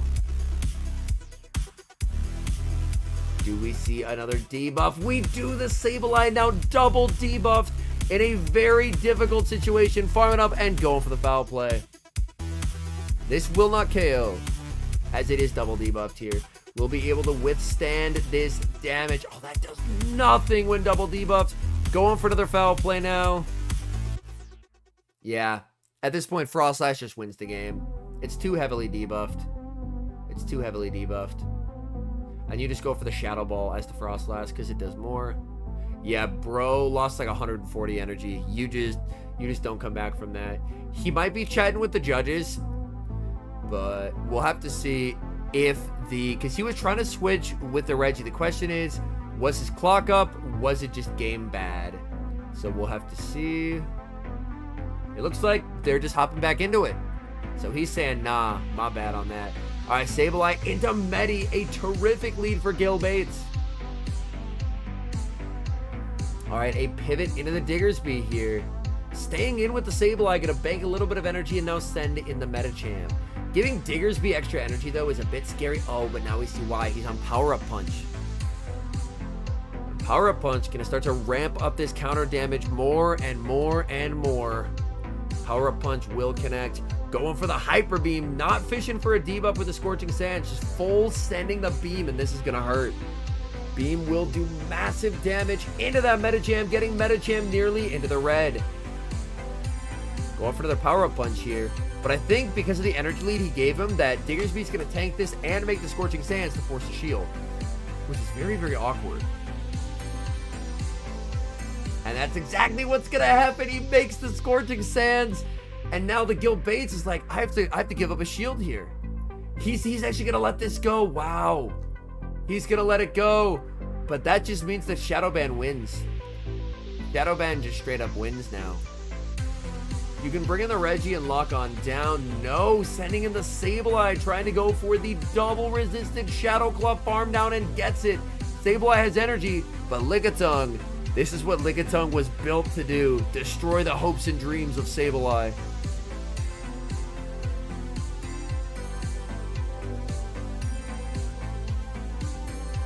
We see the shield on the return. That's a very big shield. That's a very big shield. See a switch into the Reggie. In comes that Medicham. Medicham not running the fighting charge move, so running just a standard set on the Medicham here. Going for the Zap Cannon right off the bat. Only one shield remaining for Shadowban. He's not going to use it here. He's going to let this go. Do we see the debuff from the Zap Cannon? Yes, we do. So the Gil Bates doesn't have switch, but he does have the energy advantage and a shield advantage. He is going to be committing a shield on the Reggie here, trying to keep the Reggie alive, as the Reggie's annoying for the Lickitung to get rid of. And if he can get shields down, Sableye functions a lot better into Licky if Licky doesn't have any shields left.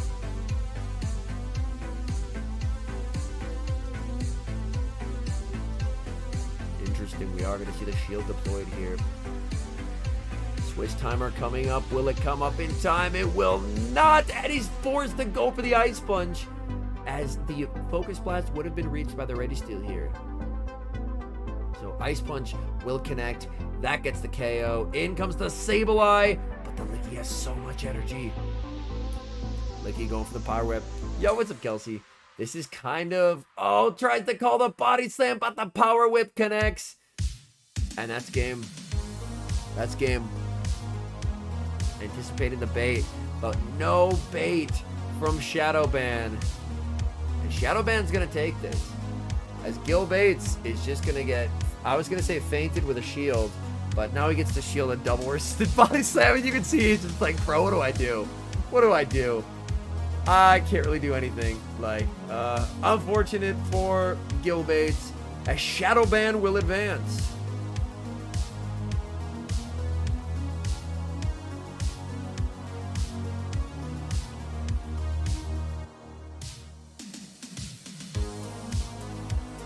Alright, we get to skip a lot of stalling. So much stalling. Hey, yo. Oh, this is going to be such a good matchup. Zardy versus Naldo. This is going to be such a good matchup. Oh, my goodness. Let's take a look at these teams. Zardy, previous Worlds competitor. I think Naldo was a Worlds competitor as well. So two Worlds competitors facing off. Shadow A / Swampert. We see Mandibuzz, Defense Deoxys, Lickitung, and Lantern. We haven't seen a ton of Deoxys play today. Let's take a look at Naldo. Naldo has the Shadow Dragonite, Licky, Registeel, Defense Deoxys, Dugong, and the Lantern. This is going to be a very interesting matchup here.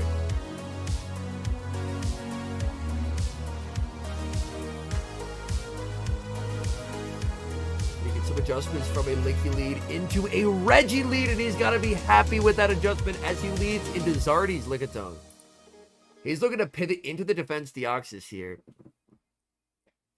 Could have just sent in the Lickitung, but instead of sending that in down on energy, just going to go for a Zap Cannon. Zap Cannon does massive damage here, and then he can just look to switch. Rain for PvP IVs. Oh no. We see the debuff from the Zap Cannon, and if you're Lickitung, you just lick all the way down here. You just lick all the way down. It is currently windy in my area of the world.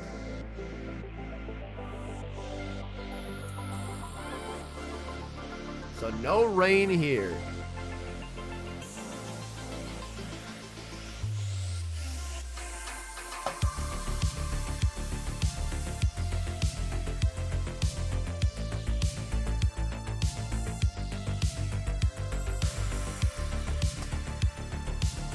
Alright, now we've got the battle of Lickies here.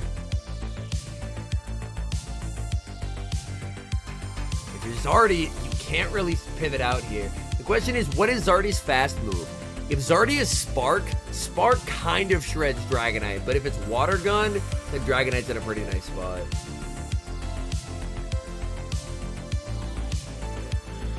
You just can't really ever let Dragonite get behind on energy versus the Spark Lantern.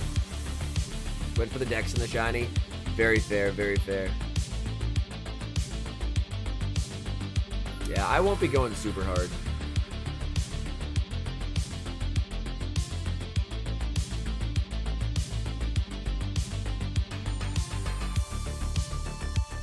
Alright, gets the KO. He's looking to send in the Lantern, but you can just stay in with the Reggie here, tank moves, and go for a zap. I like that play. Going for the Surf, so just getting damage. And it is the Spark Lantern.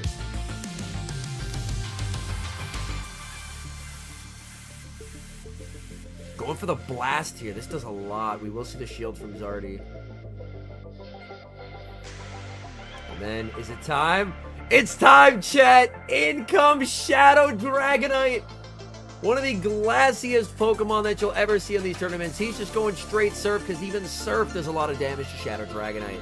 Shadow Dragonite, immediate shield from JW Naldo here. Naldo looking to farm up energy here, and does going for the Superpower on the CMP tie. Superpower will be lethal here. Zardy commits the shield on the Superpower. Switch clock is up. Switch clock is up. He has the ability to exit this matchup if he wants to. He's going to shield. But can Zardy combo here in with the Licky? In comes the Licky, but it doesn't have a move. Oh, man. Licky did not have the energy needed. Going for the undercharge on the Dragon Claw. Dragonite looking for the farm down, cannot get there as Lickitung makes the body slam. But all this does is set up energy for the Registeel. Registeel's gonna get a couple lock-ons. We see an undercharge here and a switch into the Registeel, and Registeel gets the farm down. Oh my goodness. And yeah, Naldo takes it. The battle of undercharges, but Naldo will emerge victorious and take this game number 1. My goodness. Turbo says, what up, Henry? Appreciate the kind of you provide. I'm binging this week your old videos to make the work go by quick. Hey, I appreciate that, man. That's very kind of you. But yeah, these are two battlers at the top of their game, Naldo and Zardy. So this is like a bit of a Worlds. Like, it feels like Worlds a little bit. But that's Shadow Dragonite. Oh my goodness, I love it. I love it, I do. I love Mandy, but Naldo's team is so hostile to Mandy. Like Lant, Dugong, and Reggie. It's tough. He's thinking about the Mandy, though. Mandy on lead? Interesting. So Mandy on lead into Deoxys. Okay. Let's check this fast move here. Is it Air Slash? It's Snarl. He's on Shadow Ball! Tries to catch onto the Lickitung. Look at that moveset, chat. Shadow Ball Mandibuzz. Hey, yo. There's gotta be some 5-head meta reason behind Shadow Ball on Mandy here. Oh my goodness. The unfortunate thing is he doesn't have like a Dark Pulse he can throw here. He's stuck going for Aerial Ace. But still. Someone was running Shadow Ball in Barcelona too. Oh, that's cool. I guess, yeah, like extreme Medi death. Gonna bank energy, send in Deoxys. Naldo only has to burn like 12 more seconds and then his clock's up.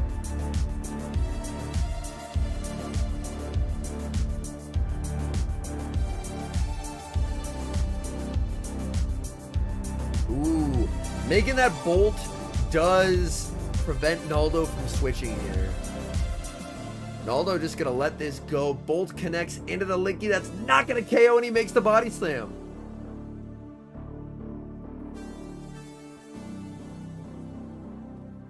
Let's take a peek in the back here. I see a Reggie, and I see a Lantern. Deoxys versus Deoxys.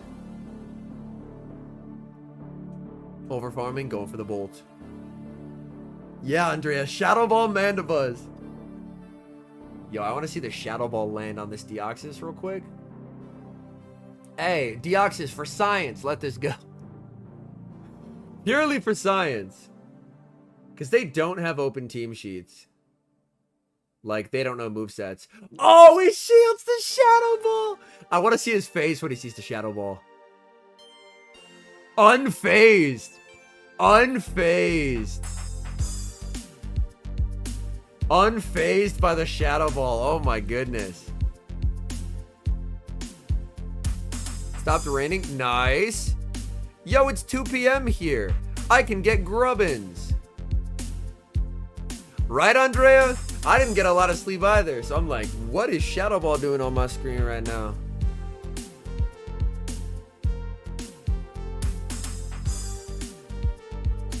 Chat. Quick question. Are the only 2 Mega Electric types in the game Manectric and Ampharos? Someone who knows things more than me will know. Are those the only 2 electric types in Go right now?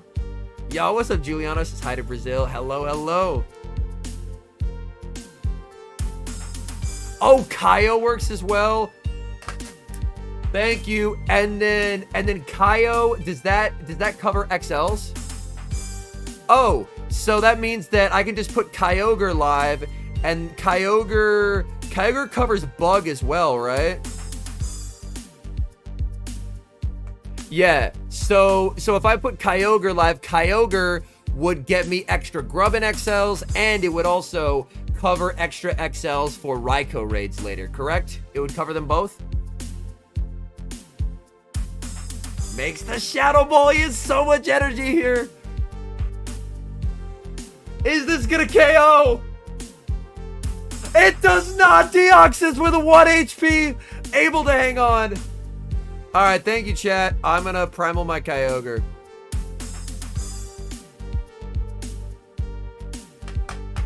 In comes the Reggie. Can Reggie make it to a move? Needing the Shadow Ball to win, and getting the Shadow Ball is Zardy. The unorthodox moveset pays dividends here as the match timer counts down, able to secure the win.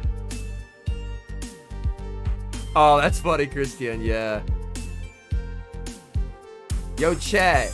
If y'all can keep a secret right now, what I've been cooking with. Nah, I kind of want to hit expert, and then I'll tell y'all. I kind of want to hit expert first. But I am running, in my current expert push, I'm running a pretty atypical moveset on a Pokemon, and I'm running a Pokemon that isn't really run anymore. So 2 of my 3 are interesting. 2 of my 3 are interesting.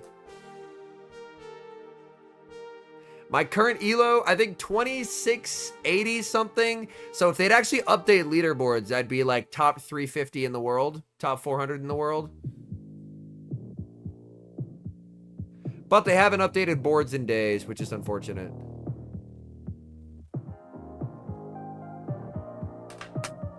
I'm excited to see this game 3 with Ginzardi and Naldo, but I would love to hit expert, and then I can. It is for Open Great League. The fact that Kyogre covers 3 typings is so great. Does Naldo go back to the Dragonite here? Reggie, Licky, DD.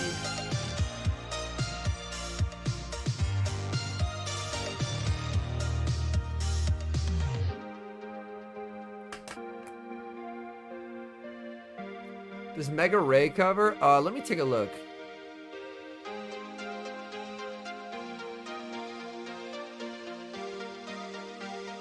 Ray covers Flying Dragon and Psychic.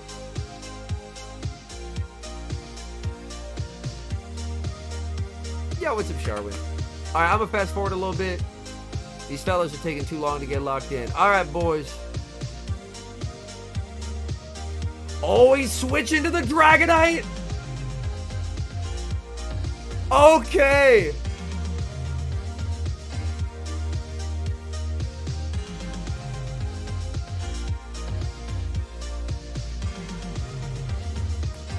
Diancie just covers its normal typings. Dragonite into the Spark Lantern here.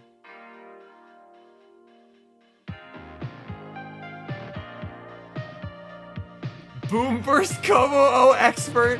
Omega Lol Schmeegi.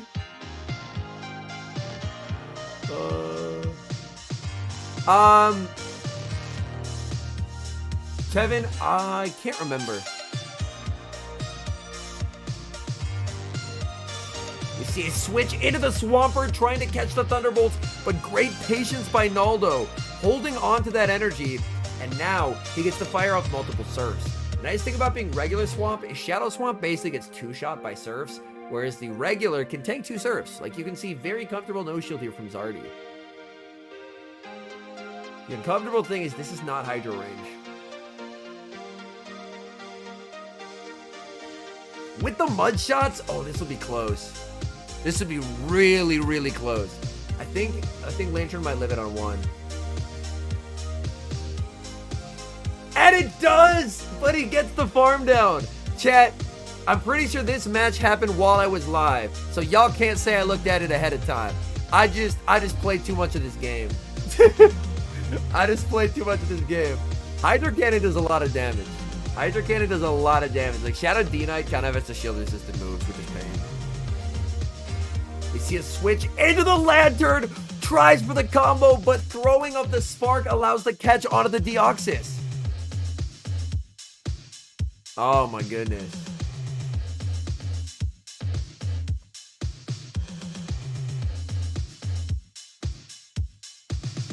Going for the surf here. This is a bit of an awkward farm down because Lantern is very, very thick. Does he actually have to bolt here to get rid of it? He does. Alright, he's going for the bolt. It's the no shield from Zardy. He's saved the Dragonite so far. Dragonite's gonna have to put in so much work, and against the Deoxys, this is not looking like a win for Zardy. Sorry, this is not looking like a win for Naldo. I misspoke. Because Deoxys can get a lot of energy here to pressure the Dragonite, and even a -2 Psycho Boost is rough. Like, he is looking to switch into the Dragonite, but it's just double Psycho Boost and the game's done.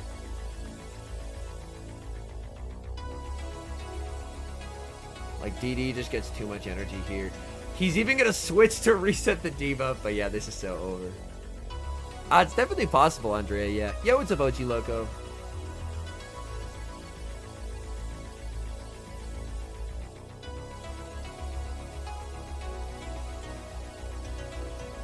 Yeah, Zardy takes it. Shadow Dragonite falls into the lower bracket. Yeah, very nice, like, adjustments from Zardy there. Okay, we have LNDS Rargef versus Marto. All right. Let's go Marto, man. I'm a big Marto fan. MLV Volt new meta. Copium, dude. I was told it loses to Kyogre as an electric type. Music kind of loud. I can turn it down a little bit. All right, I turned it down just a little bit. So Marto has double Ice, Frost Slash, Shadow Ace Slash, Lantern, Medi, Lickitung, Shadow Venu, and LNDS Rargef has the other grass type Superior, Umbreon instead of Licky. Still the same Medi though. Shadow Ace Slash, Swampert, and Pelipper. Alright.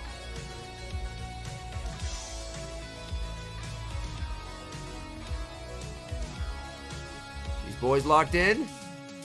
They are. Game 1. Shadow Ace Slash into Umbreon. Let's check the fast move. I think he was he one of the Powder Snow ones? He was, okay. Powder Snow makes it more playable, but it's still not, like, amazing. Yeah, it's still not amazing by any means.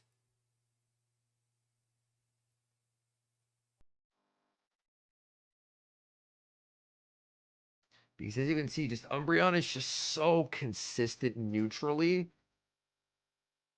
And Marto's team, unless he gets the Medi on it, is a bit soft to Umbreon. Vikavolt has an 11% win rate against the Master League meta. Oh boy. Oh boy. Oh no, man. Yo, new meta? Holy shit. If I get a lucky hundo, I'll build it. Outside of that, I'm not building it. I'm not building the chat. I don't wanna.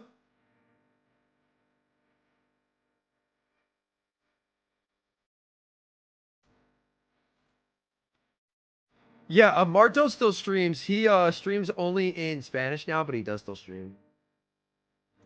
Go over the Ice Punch here, but this is awkward because Ice Punch doesn't KO. Superior is so thick. Like, look at this Ice Punch do nothing. Superior, you Giga Chad! We see a switch into the Frostlass here. He's farming up. Oh, this is such a good bait. This is such a good bait because if it's shielded, he can make the frenzy. Oh, and Marto shields. Marto shields. That's such a good bait from Rargef. Oh, that is the worst kind of bait if you're the opponent because you're like, it's literally a 50-50. If I shield the bait, they can make the nuke. That's such an annoying time to bait, and Rargef does it perfectly. In comes the Umbreon, forcing Marto to throw, and this is looking very tough for Marto. 25% in Master Premier? I have built worse mons than that. Yeah. And Swamp just... I mean, Swamp just mud-shots down here. You just shield, you mud-shot down, and you have 2 Hydros for the Medicham.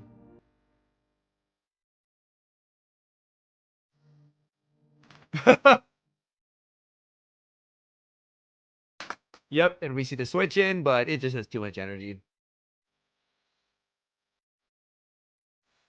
Open Master. Bro, it probably loses to Lugia, dude. It probably loses to Lugia. Which is an insane thing for an electric type. Alright, Superior on the lead in a Medicham. Very nice lead for Argef here. It does? Oh no!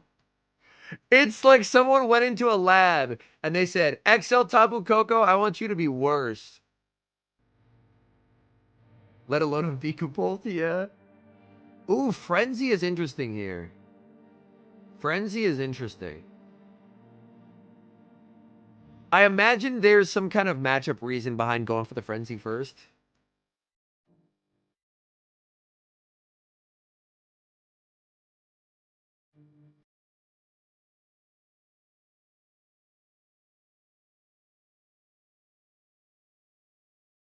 Let's go for the Aerial Ace. Marto shields. Can he farm down? Dude, he can't. Superior is so thick. It has to be illegal to be this thick, bro. This is crazy. In comes the Umbreon. And things are not shaping up well for Marto in the back because Rargef's Sand Slash up energy is really scary.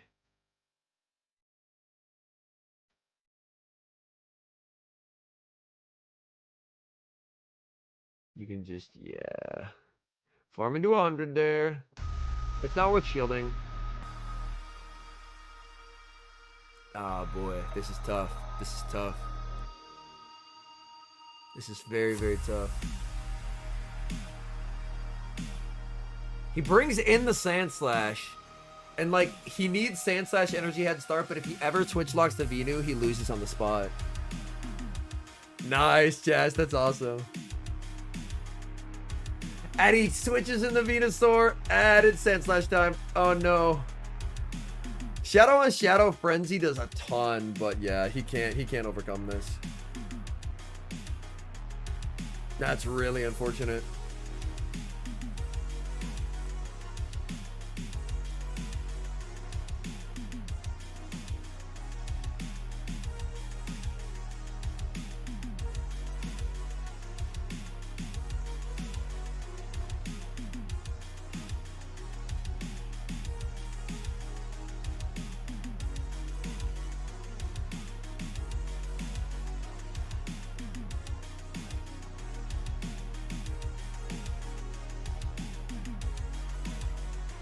Mud Slap Vikavolt. It goes 3 and 33.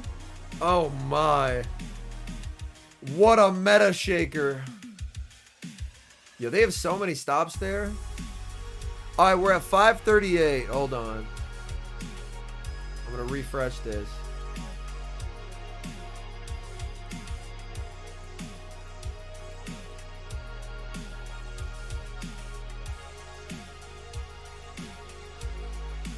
Okay. Were we able to see the full teams? Okay. So we have Shadow A Slash. We have Arnatol versus LNDS. I'm just gonna say Muniz. I'm not sure how to say the middle part. So Arnatol versus Muniz. All right, Shadow A Slash. Lickitung, of course, as always. Metacham, of course, as always. Then Lantern, Pelipper, and Umbreon.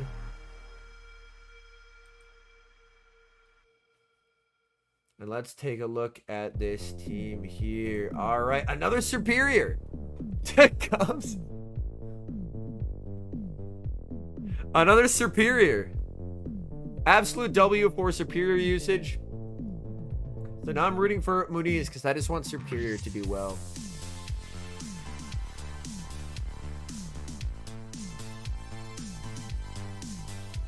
No Superior game 1.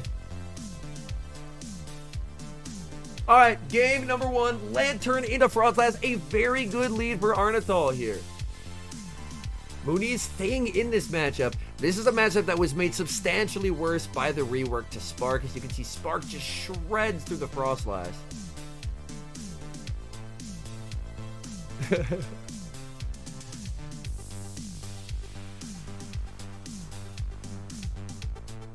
Shadow Ball connects. But yeah, I mean, this Frostlass is at half HP. It's at half HP purely from fast moves. Going for the knockout blow with the Thunderbolt. Getting a shield though. Muniz committing the shield. Muniz going for the Shadow Ball. Putting pressure on a shield from Arnatol. Does Arnatol want to match shields here, or is he willing to let it go? He will match shields. He wants to control the pace of this game and control switch advantage. He can massively overfarm and just double surf now. Yeah. And switch is big because he doesn't want his Licky aligned against the Reggie from Muniz. So just gonna get the knockout here. And then, oh boy. Well, I'm catching all these grubbing in the background while we watch these battles. Makes the Bolt does quite a lot of damage.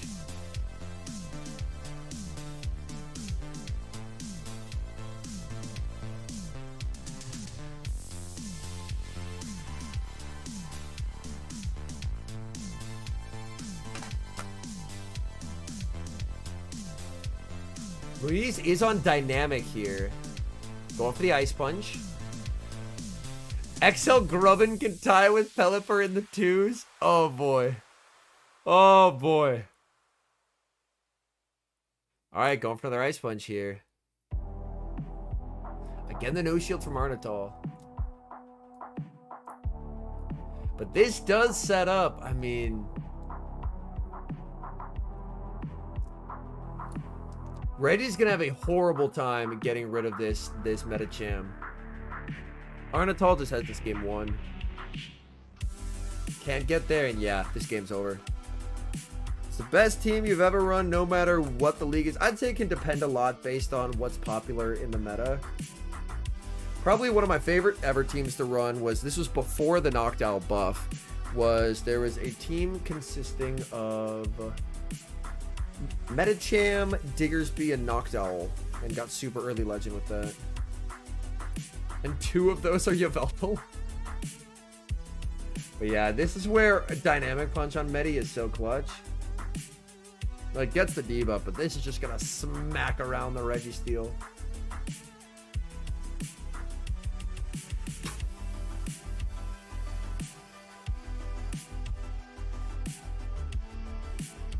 Doesn't even have to show the Lickitung in the back.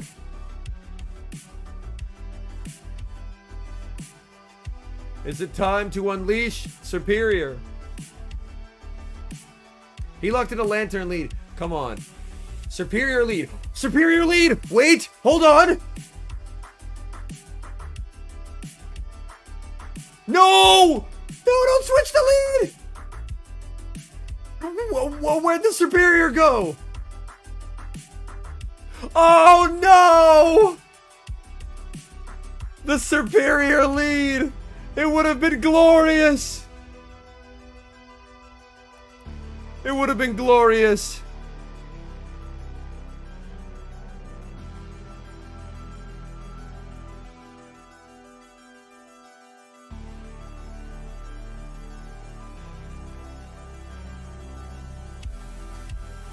Shadow Skunk, Swamp Trap, nice. That was an old Pranov team, right? Yo, I got a remote raid invite of a Raiko.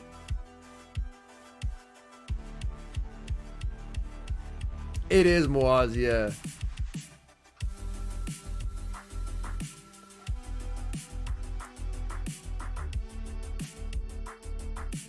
Going for the dynamic punch here. This does a lot.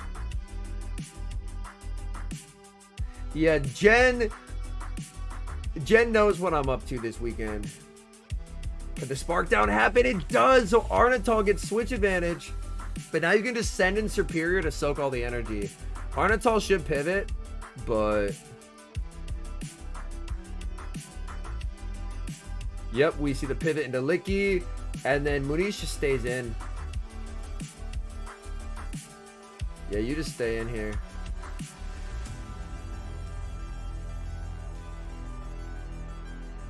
I built Regigigas, Drew. It can't be worse than Regigigas legally. I'm pretty sure it's a crime punishable by years in prison to be worse than Regigigas at Master League. Let's go to Master League rankings. Regigigas 180. Raiko 87. Vikavolt 209. If I'm gonna run a bad electric type, I'm gonna run Raiko.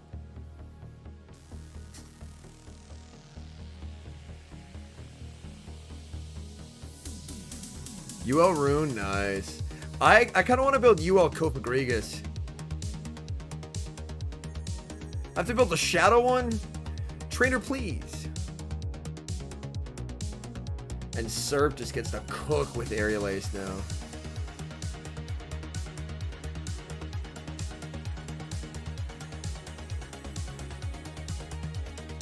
Make it. Ooh, made it to the Frenzy. I think Frenzy does more there. Yo, well, welcome in, Sakura. Welcome in. Shadow Regigigas will surely cook.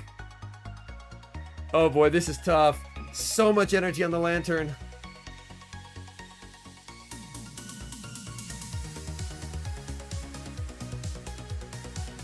Goes for the Surf. Did not make the bolt.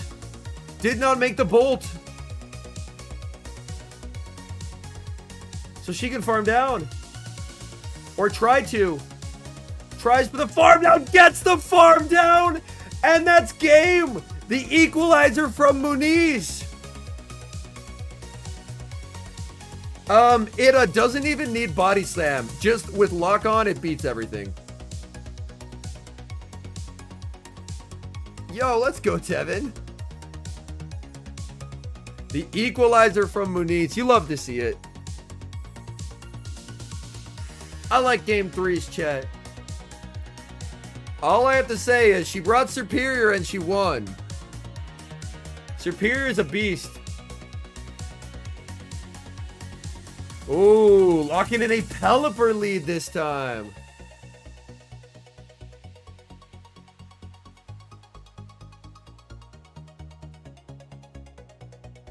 Yo, Lantern lead would be huge.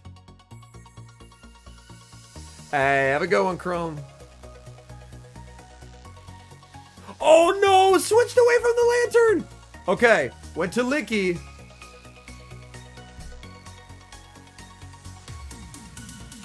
All right, Serp in the back. I like it. All right, Licky into Pelipper. You typically prefer to be the Licky in this matchup. Pelly can make things a little weird with some baits, but you typically prefer to be the Licky in this matchup. And considering what's in back, I think you'd rather be Muniz. No bait. Straight for the Hurricane here. Tough call to make if you're Muniz.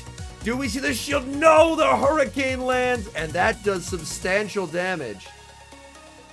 That does substantial damage. Going for the body slam into that Pelipper.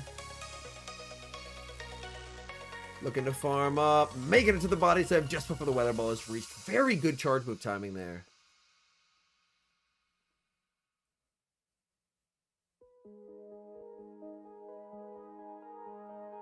Alright, building up to the back-to-back. That's fair.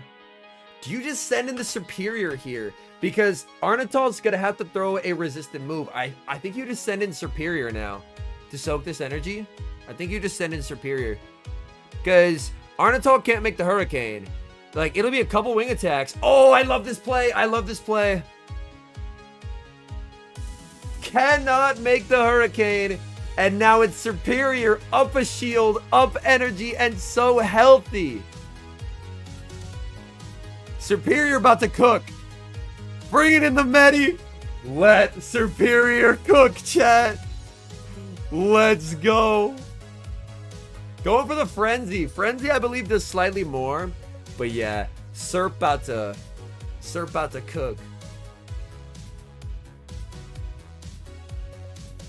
Going for Dynamic. Dynamic does more here.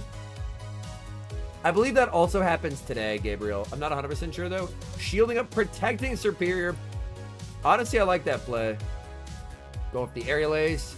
It has enough energy to guarantee a Frenzy into the Lickitung.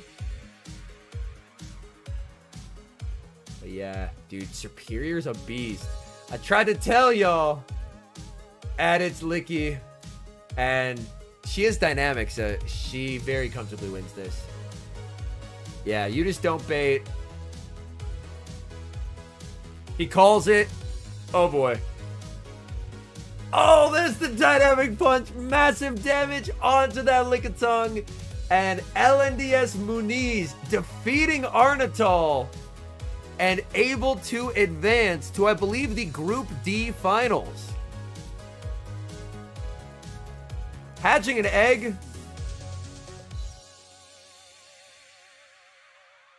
Oh, I went too far, chat.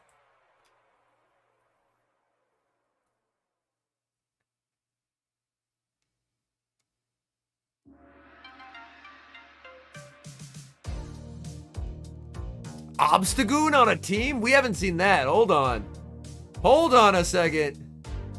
With Vine Whip's Frenzy plus Aerial Ace kills and 2 Aerial Aces don't. Ah, good to know, Shmiki. Thank you.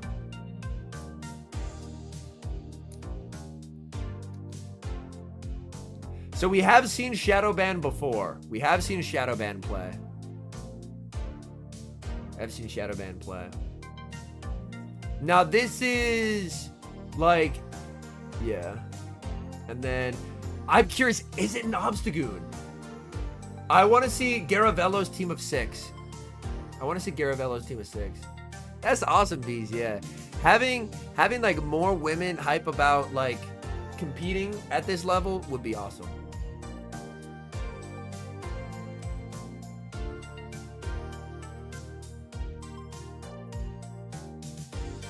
We've seen Shadowban's team locked in. There's an actual Obstagoon, chat. Oh, but what a terrible lead. Swampert into the Pelipper. Going to save switch into the Umbreon here. Umbreon will be answered with the Registeel.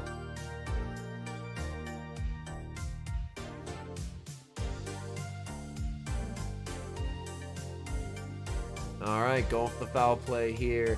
Foul play is going to connect into the Reggie. Reggie often likes to go for a Zap Cannon here. Yo, what's up, Roostan? Yeah, I am, I think, 2680 something? I can't remember. Ah, that's unfortunate, OG Loco. I'm not sure, Treek. I'm not sure.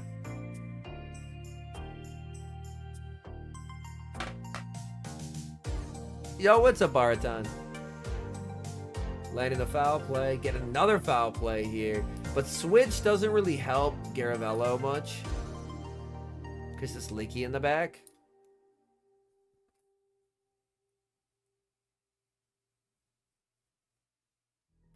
Do we see a nasty undercharge here from Shadowban? We do not know.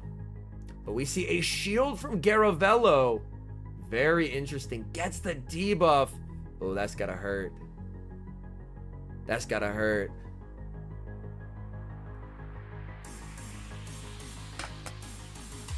Foul play lands, doesn't KO. The Snarls cannot get the KO.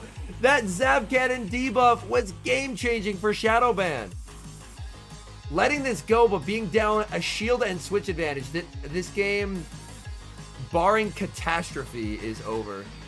Because you just put Pelipper on the Obstagoon and Lickitung on the Swampert, and the game is done. Yep. Shadowban comfortably wins game 1 here. Chat. Did y'all see what I just saw? The beam? He has the beam, and he gets the boost! Full sending the Hurricane here. Calls the bait. But there's a beam, chat. That means there is the potential for future beams down the road.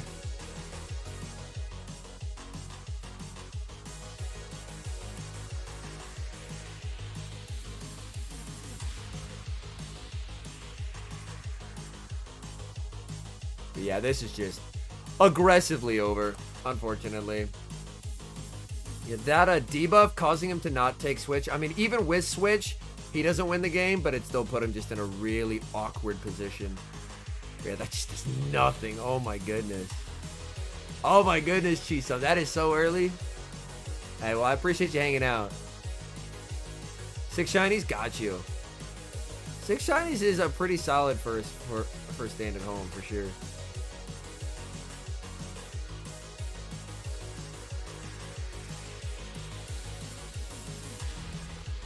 Yeah, this is unfortunately very over.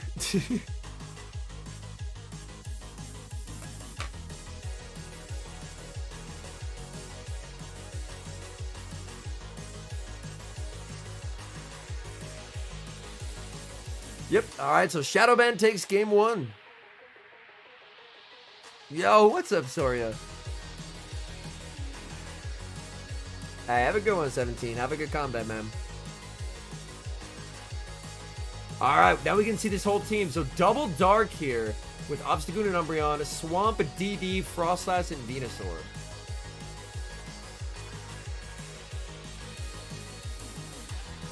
Deoxys into Pelipper. Good lead. Good lead, good lead. I'm still working on finishing on my lunch, chat.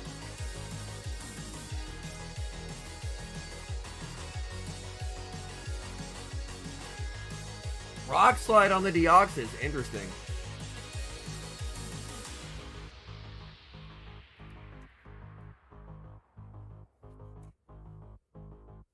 Baiting here. Oh, and it gets called. That's a big no shield.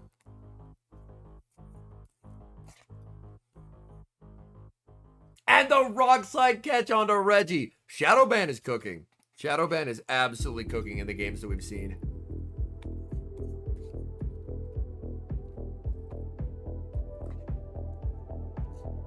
In comes the Goon, but Goon has to give up shields here, which is very awkward.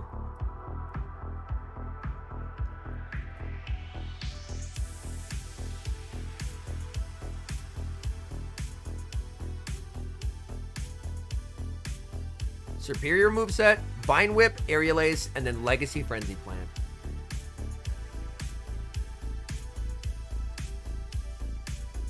The VOD is Kopag Pokemon 02 on Twitch.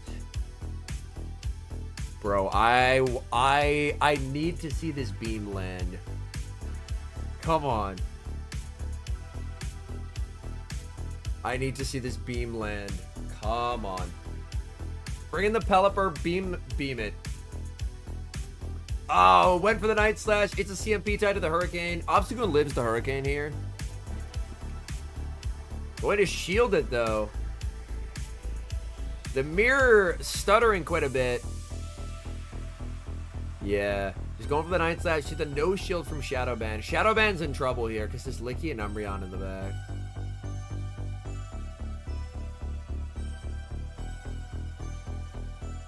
You just catch onto the Deoxys.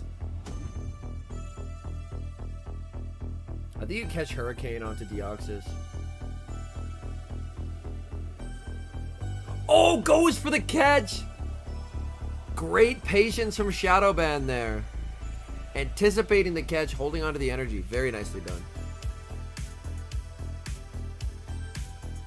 In comes Licky, but Licky shambles.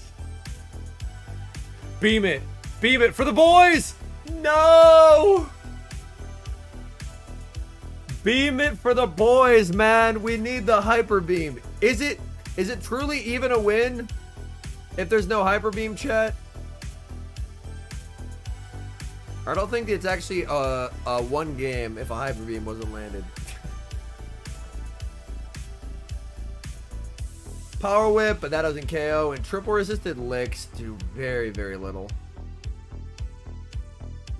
They already had frenzy. Nice. Yeah, Superior's a beast. I love it. Obstagoon's like, you can't farm me down. Only I can farm me down. Win CMP.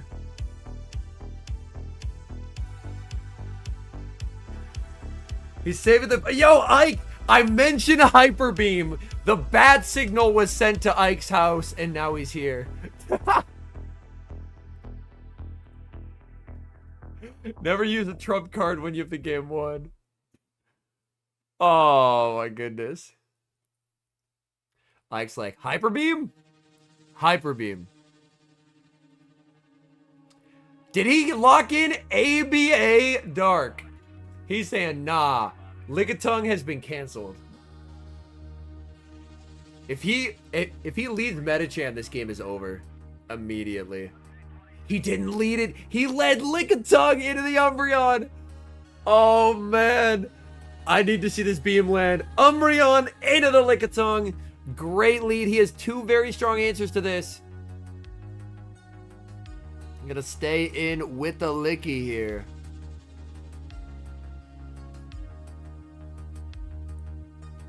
Alright, going for the body slam.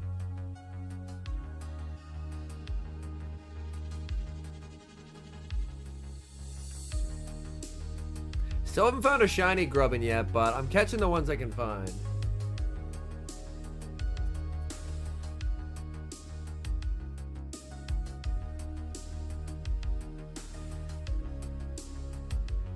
I want this game to end with a Pelipper getting hyper beamed. That's all I want. All I want. Hyper beam a Pelipper. Yeah, this matchup sucks for Licky. So beam is predictable at this point. I guess possibly, yeah. But if they can get shields down and we can see the beam, that'd be wonderful. We will see a beam land on Medi Trust. Incredible stuff. Alright. Umbreon Lickitung matchup still last year's. It does, Con. Yes, it does. Alright, Body Slam connects. We see a switch into the Pelipper. Oh, this is actually bad. Because he's going to send in Deoxys here. He has to send in the Goon to win this game. He has to send in the Goon to win this game. He sends in the Goon! What a read! What a read! Oh my! Deoxys was the obvious play, but he read that he was trying to bait it out. And he sends in the Obstagoon. What a play! And now Deoxys is going to absolutely crush Metacham in the back.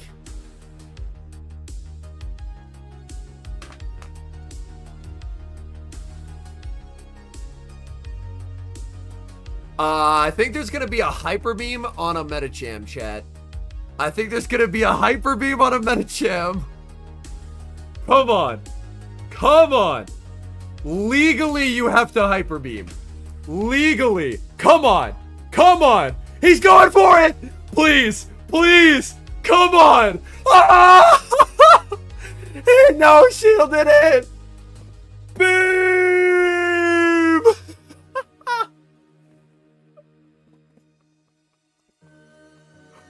Oh, yes. What a beautiful day. What a beautiful day. Oh my goodness. Absolute Christmas. Can't shield the first chat. What if there was a night slash boost, Kappa?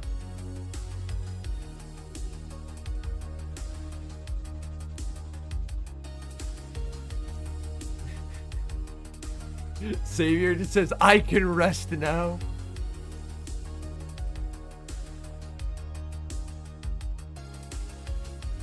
And then DD is just gonna counter everything down. Oh, Garavello defeating Shadow Band with the beam. Looks like Garavello will advance to tomorrow. Curitiba is in Brazil, yes.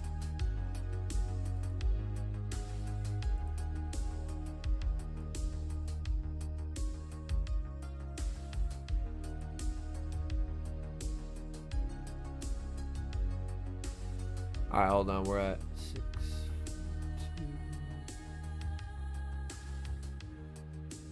2. Okay, we'll go back here.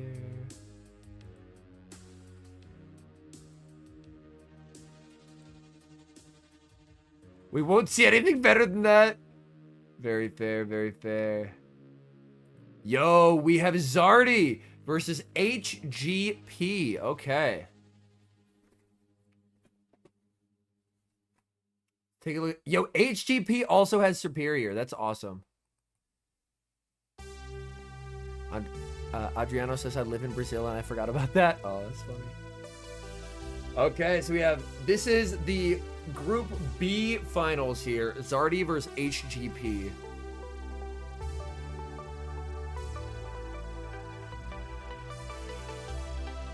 Deoxys into Superior. Very playable for Superior here. Because Deoxys, of course, has to debuff itself to do any meaningful damage. Oh, no. Sorry to hear that, Homer. GG's, homie.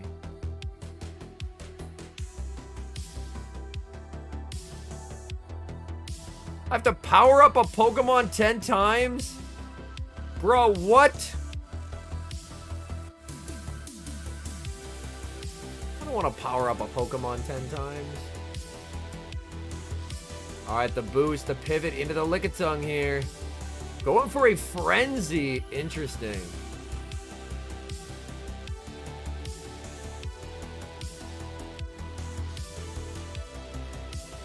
And now we see the Umbreon. Beat Arrow? Nice. Yeah, that's exactly what I'm doing, Christian. Yeah, thank you again, Drew. Much appreciated, homie. So I just powered up 2 level 1s, 5 levels apiece.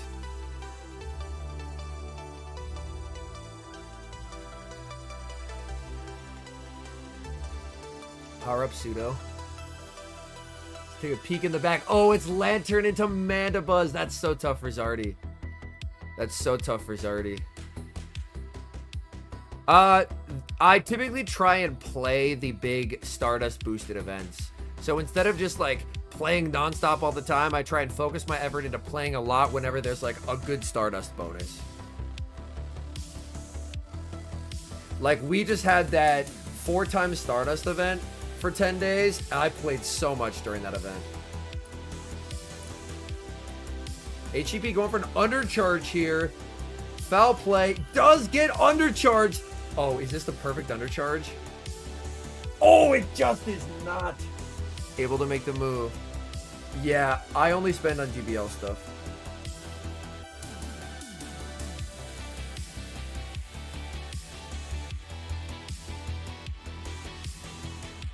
Mandibuzz. Ooh, clicked the wrong move there. But Mandibuzz about to get Lantern.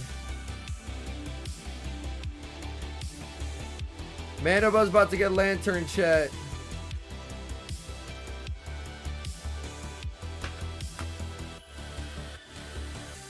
Now can go for the last resort.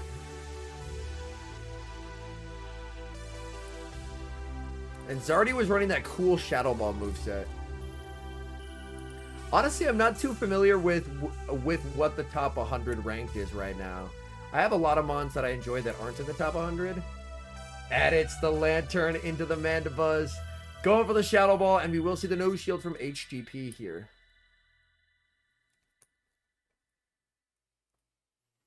Mandibuzz has so much energy.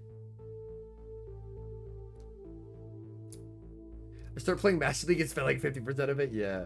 Masters ain't cheap. We see the pivot into the Deoxys.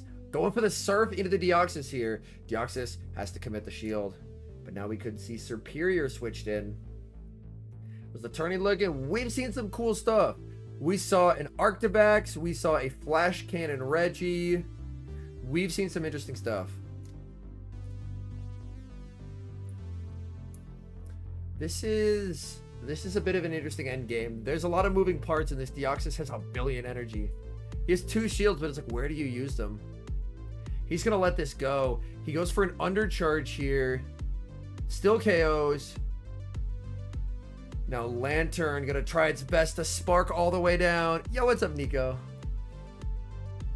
Yo, what's up? Always up for Red.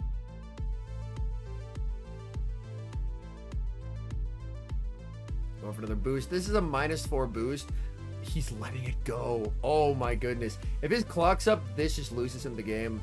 And his clock's up. Oh! Hold on.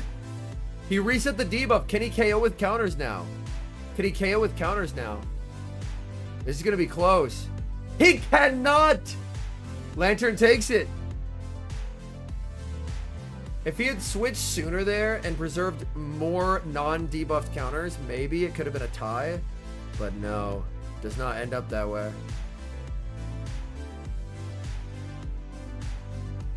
They're looking to refresh game data, possibly. Charger Bug, it's not great in Open Grade League. It's more of like a limited metamon. Umbreon into Licky, a dominant lead here for HGP.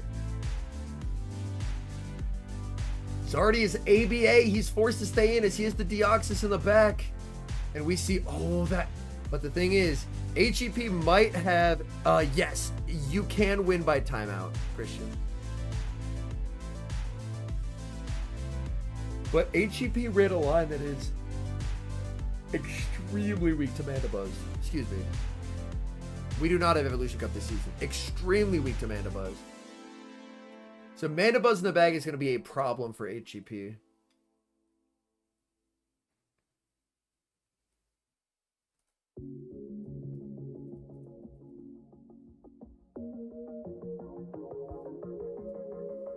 All right, firing off the foul play here. Looking to continue to farm up and go for the foul play. We'll still need one more charge move after this to KO the Lickitung, of course. But the Umbreon getting low is good news for Zardy's Mandibuzz. As that Mandibuzz is looking deadly here in that endgame. Yeah, Mandy's just so thick. Like, Medi's bulk actually isn't that insane. Mandy's bulk is so annoying. Because if he sends in the Mandy here, oh, he sends in the Deoxys. We're going to see a pivot into the Lickitung as the Licky. So you try and throw 2 licks and then the move. There's the Psycho Boost. He's the shield by HGP. He's going to be bringing in the Mandibuzz now. This is going to be... This match could go to timer as well. This match could definitely go to timer with how bulky the Mons are. Yeah, he just Shadow Ball, but it's useless here. Like, it's been nice in other situations, but it's doing nothing against Licky. Alright, go for the body slam.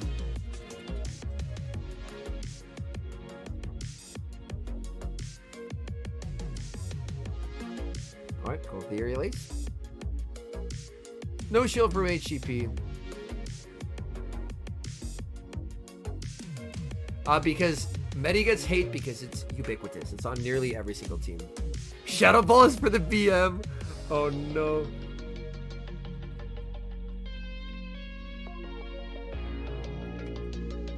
We see a switch back into the Umbreon. Going for probably an undercharge on the aerial ace here. No undercharge, full charge in it. Oh, because the full charge won't KO. Can he get the farm down here? He cannot, but he catches the last resort. He catches the last resort on a defense Deoxys. Oh my goodness, Zardy doing what he can here. That's an insane catch. That's an insane catch. In comes Superior.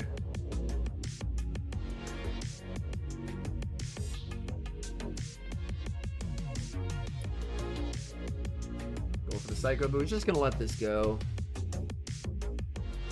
Going for another boost. Again, HCP. I mean, you didn't shield the first, you can't shield the second one.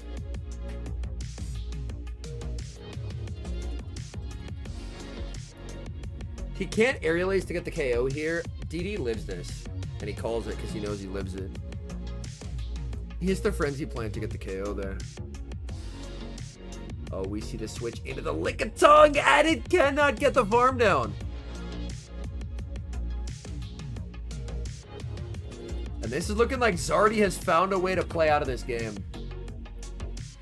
Yeah, Mandibuzz looking so strong here as it fires off the aerial ace into the Lickitung. Oh, match timer coming up. Match timer coming up, chat. This will come down to who has more HP remaining. He's going for the aerial ace here. Gets the shield. Does he get his move up with the Licky? No, he doesn't. Who has more HP? And HGP has more HP, wins via timeout. If the game had not had a match clock, Zardy would have won. But the match timer comes up, HGP outlasts his opponent, wins off timeout, and will advance to day 2. Holy. That sucks for Zardy because Zardy played so well. But he ran out of time. That's it. I'm running Blissey. All right, we have Mystic Chansey versus LNDS Rargef. So Mystic Chansey, very standard team, but with Superior, has a little bit of extra flair. Oh, Lantern into Superior. What a terrible lead. Gonna pivot Lickitung, you just stay in here. You go for a cheeky Frenzy Plant. And then you bring in the Medicham. Understandably, Bees, yeah. Understandably. Like, Zardy played so well in that game, but the mons from the opponent were just too bulky. Mystic Chansey shielding means that Rargef's switch timer is now going to be very misaligned. Does he still switch out here?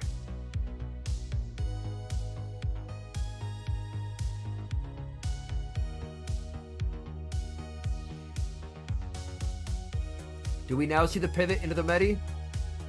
No, he's just going to stay in here and play this out. And just put Medi on the Lantern. Yeah, so we are going to see a shield. I do have one from several years ago, Andrea. It was Galaxica Bolton running a timeout strat.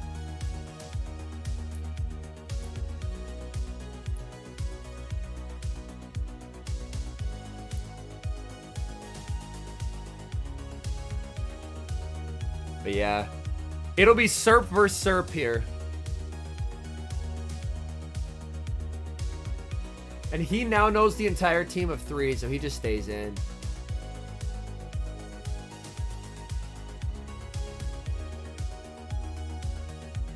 Because he knows he needs Medi on the Lantern.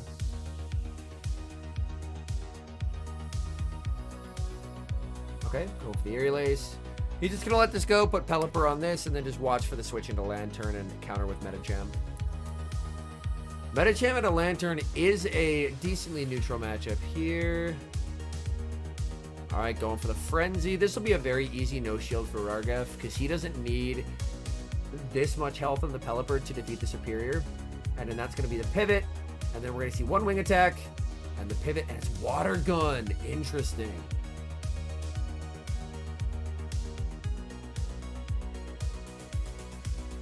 Dynamic Punch. Does a lot. Only one shield left for Mystic Chansey. Going to commit the shield on the Dynamic Punch. And it looked like clicked the Thunderbolt. Tough call to make if you're Rargef. Lets it go. The Thunderbolt lands. That does quite a lot of damage. Medicham needing to make it to another Dynamic Punch here. and will be able to get there. Farming up to the dynamic punch. Over farming and going for the dynamic here. Trying to leave not a lot of farm for the opponent. Yeah, this meta is so bulky now. Doesn't get the move, but like his only hope is to try and farm down with Superior, and even that's not happening. So Rargef takes game 1.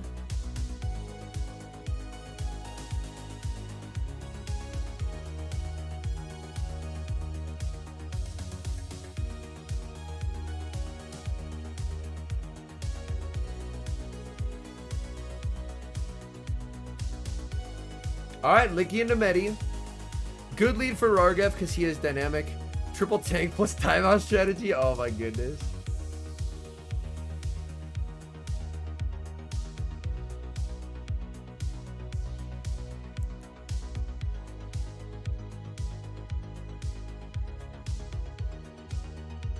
Going for the dynamic here. This just KOs. Shields.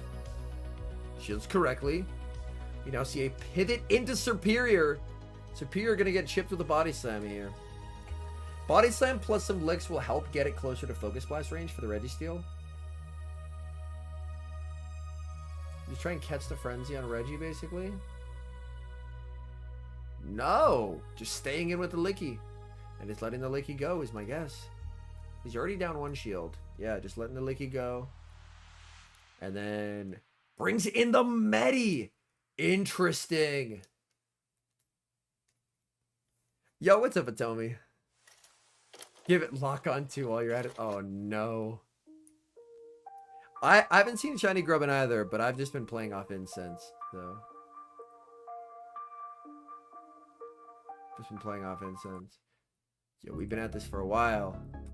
Our playlist reset. Ice Punch. Get shielded. CMP tie. Superior wins the CMP tie. Okay.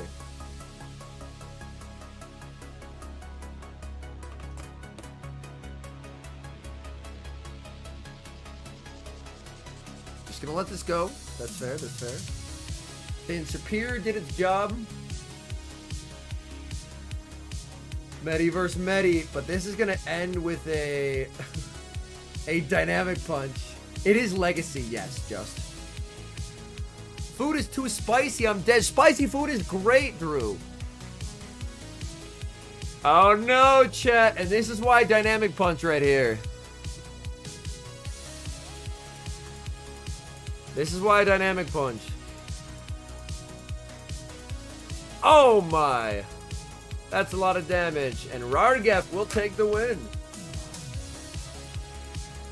Oh. That was a nice stretch. My back is stiff today, chat. My back is stiff.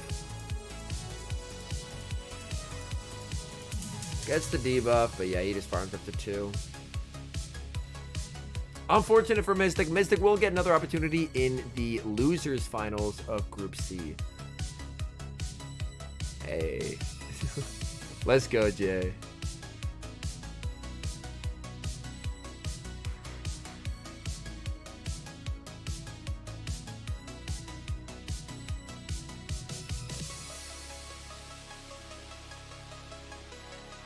All right.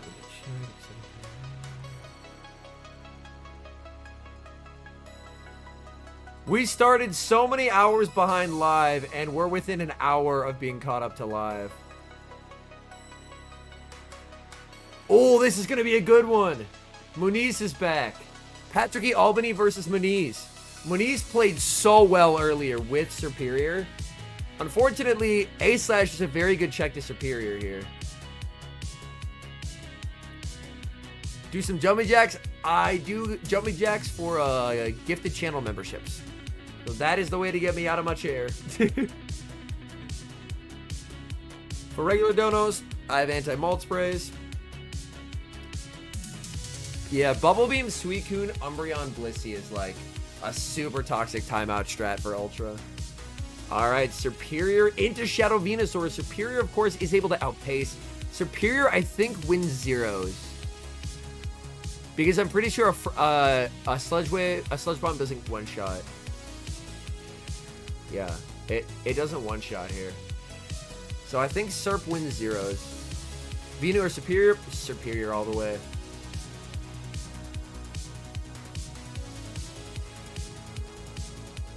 So you can survive this and make the very low health Aerial Ace if you want to, but we already see the shield from her. Okay, we see the pivot into the Umbreon. Go for the Frenzy Plant. Yo, Shiny Guzzlord is going to be cool. It's a very cool mon. Frenzy connects. Honestly, if I'm her, I don't mind staying in here and taking damage, because Sludge Bomb already kind of kills you.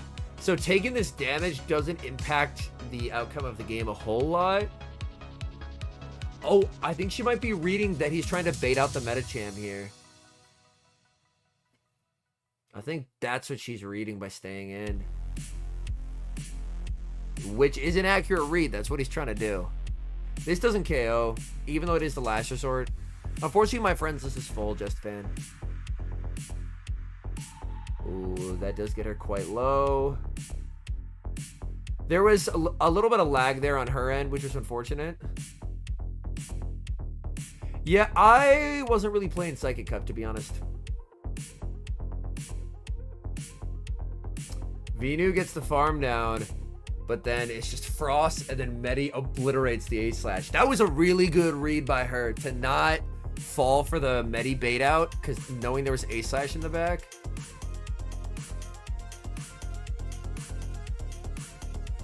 This does so much. But even if she shields this, or doesn't shield it, she still wins, because it's still A-Slash in the back. You can see the shake of the head from Patricky. He's like, come on, man. Got read like a book. Rough. Rough, man. Rough. Oh, my goodness. All right.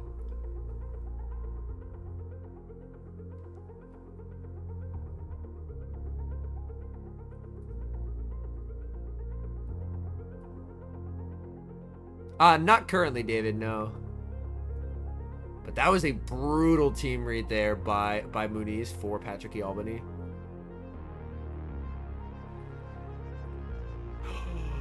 Superior on Lantern. Please! Oh, wait, no. She's taking away Superior. I think locked in an Umbreon lead. Going back to the Superior. Umbreon versus Superior.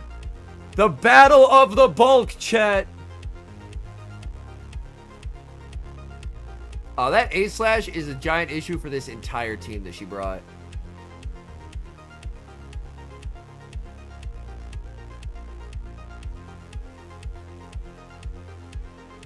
If it's Powder Snow, I can't remember. No, Patrick he was on Shadow Claw, I think. I think Patrick he was on Shadow Claw. Yeah, I think Patrick he was on Shadow Claw, in which case, Licky can handle it okay. Switch would be nice, but not essential. Because Licky can do pretty well into both. Switch would be nice for Muniz, though. If Muniz can force the issue and get switched, that'd be very nice.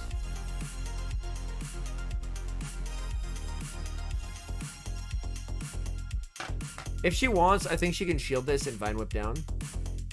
But she might just choose to take energy. Oh, she's playing for switch! We see the pivot into the Gligar, going for the Aerial Ace here. Shields the bait! And now it's Frostlass time!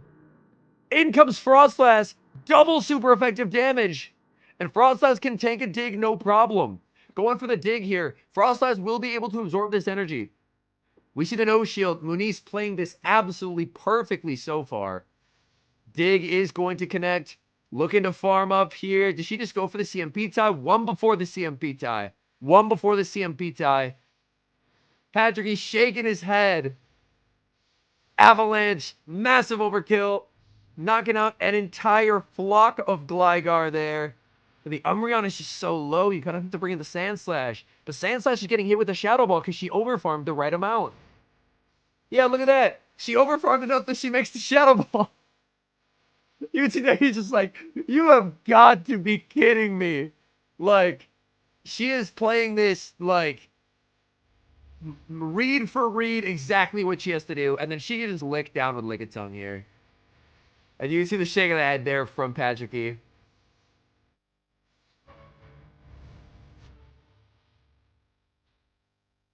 But yeah, precision in gameplay there by Muniz. Very, very nicely done. Shielding basically just to be nice at that point. And taking the win. All right, so LNDS Muniz going to day 2, licking down an Umbreon to do so.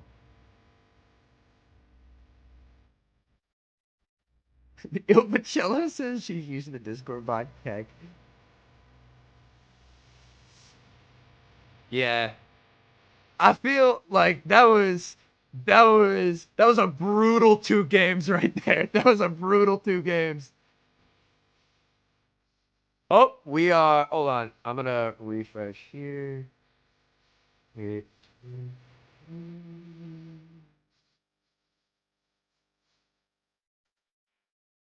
Okay. Back to watch party. Okay. We have losers finals A. Shadowban versus Nika. I want to see these teams, man. Send a friend request. Perfect. Yo, look at the stops they have there. Well, if anyone lives in Brazil near Curitiba, seems like that place is like a goated place to play right now. Like Matthew, she's just been playing without error, and it's really frustrating when you don't necessarily do anything wrong, but the person you're playing against is just making read after read, and you're just like, bro, what can I do here? Like.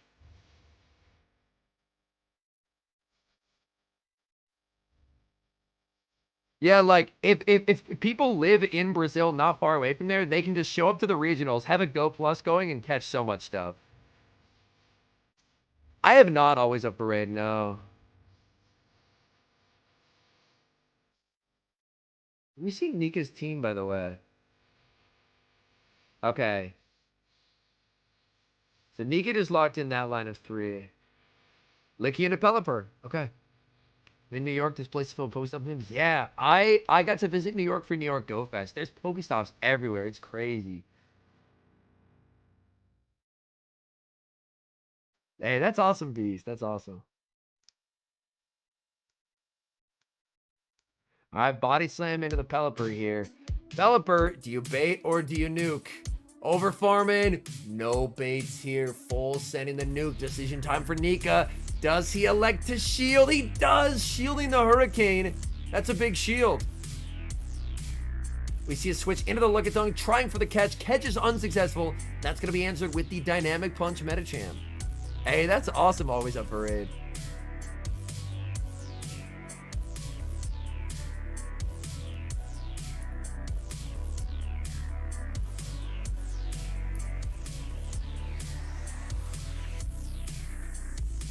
Little bit of stutter there on Nika's end. Luckily, didn't affect things. Dynamic Punch does so much damage here. Shadowban is shielding. Most people at this tournament have been running Dynamic, which is kind of cool to see. Not going to let Nika make it to the Dynamic. Going for the Body Slam.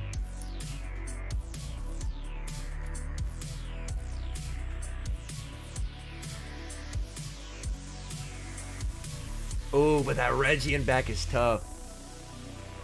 That Reggie back is tough.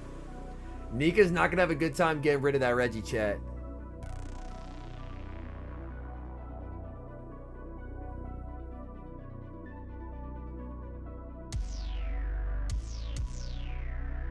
Like, getting rid of this Reggie's gonna be tough. Like, Pelipper in the 2s, I think you can stall Switch Clock long enough to escape, but it still involves, like, trying to make a catch. It's very awkward. It requires a lot of finesse.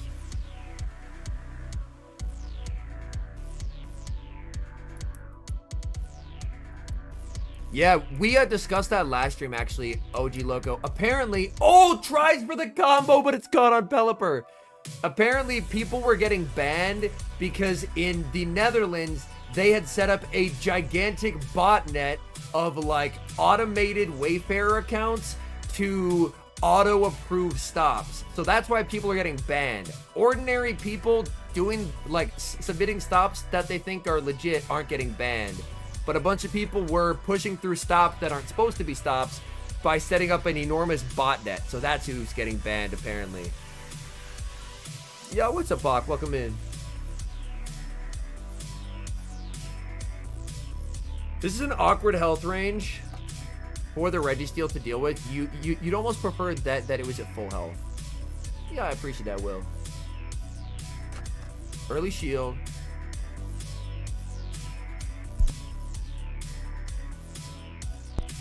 All right, I sneezed. I'm back. I lied. I wasn't back. I had to sneeze the second time. I'm back now, though.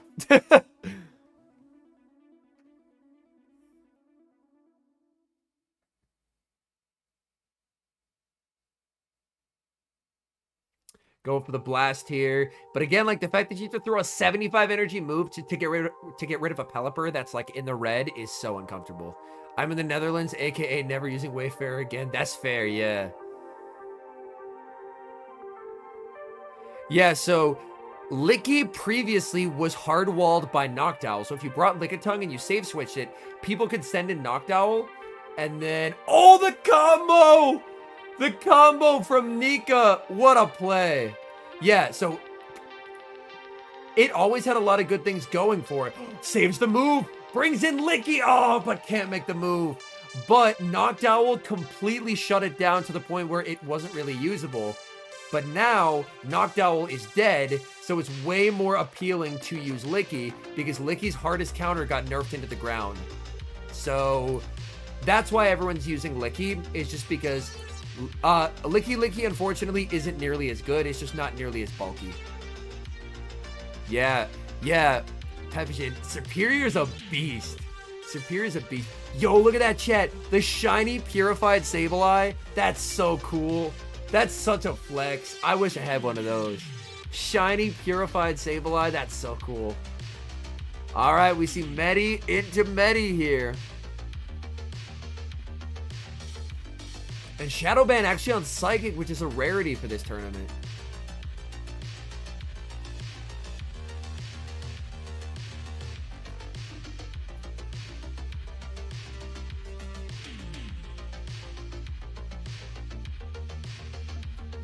Yeah, for we see a save switch into the Sableye, and he's looking to get Ice Punch chip so then he can KO with the Zap Cannon from the Registeel. But yeah, Lickitung is amazing. Like, XL Lickitung is amazing in Go Battle League, in the Great League.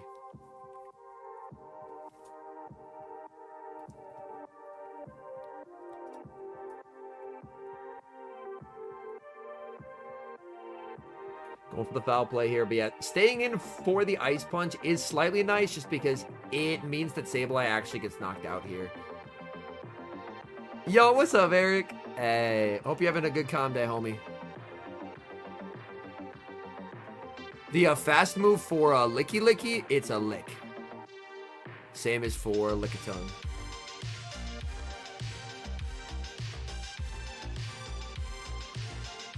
All right, foul play connects. Go for another foul play here. Does Reggie want a shield? Yeah, Licky, that's a very accurate take, Bees. It's an expensive Snorlax. A rank 5 in the XLs? Oh yeah. It is really, really good this season because Noctowl isn't the thing anymore. Dynamic Punch gets the KO.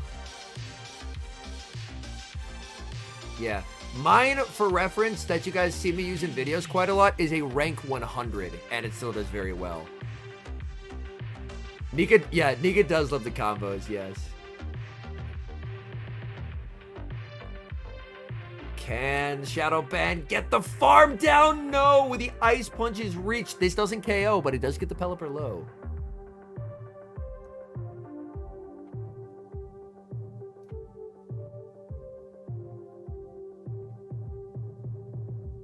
Sableye, I don't think is in Weather Ball range.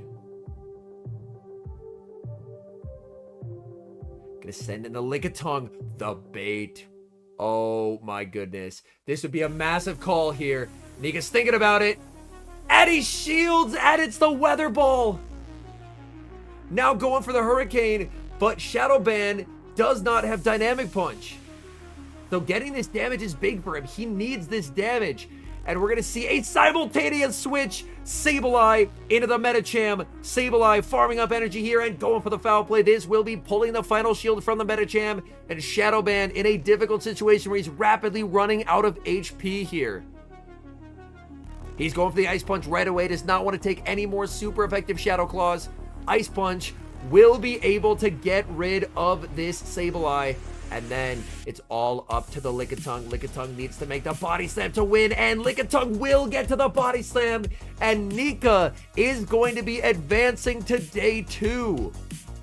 Nika with very nice combo plays in both games, able to secure the win. And you can see the pop-off celebration there as he's advancing. Very nicely done.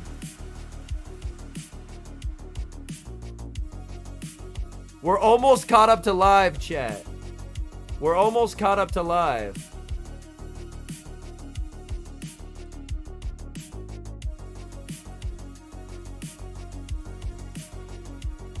Yes, exclamation point bracket.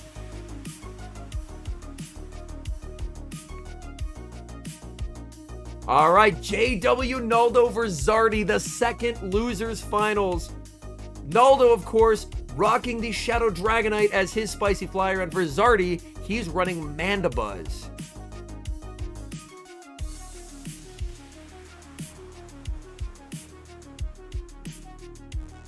This would be an interesting matchup. Honestly, Dugong... Yeah, the Shadow Dragonite Dugong pairing is one that I quite like. Does he lock in the Dragonite here? No! Looks like he's taken out the Dragonite. Zardy, lock in. Naldo getting recording up, which means he's locked in as well. Losers finals for Group B, Zardy versus JW Naldo. We see Defense Deoxys into Dugong. A very tough lead for Naldo here.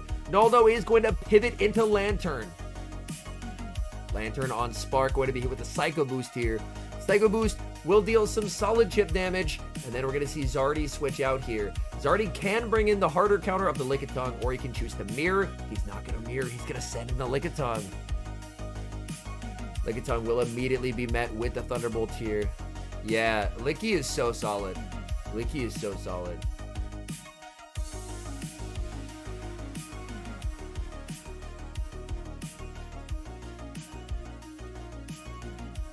Go for the Power Whip. Power Whip should KO from here. We actually see a shield from Naldo. Interesting. Naldo, his Switch Clock not up yet. Building up to the Bolt, baiting with the Surf, and the no shield from Zardy. Yeah, Dugong doesn't really have anywhere to run. It's a good line read by Zardy to play ABA strong to it. Honestly, AAA strong. Even Licky beats it. He just said, you don't get to play with Dugong today, and Naldo brought Dugong. Which is pretty funny. You have to admit, it's pretty funny. And then I think he's just going to Spark down with Lantern here. Oh, he doesn't reveal the third. Very interesting.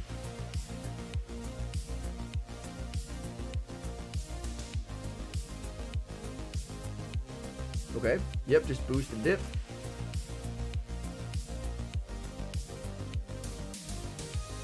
Oh, we got some more grub in here, chat. Still no shiny. Yeah, Dugong's gonna have a terrible day. Baiting and calls the bait. Oh no. That is brutal. Having been the Dugong who failed that bait, that is when I top left.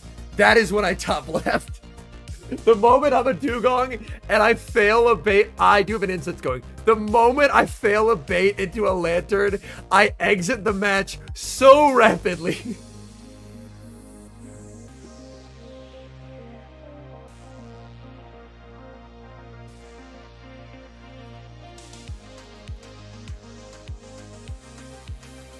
Gets the debuff off. You would love to be able to reset the debuff here. He's just going to throw the surf to burn the timer. I have to transfer Pokemon. And then evolve Grubbin.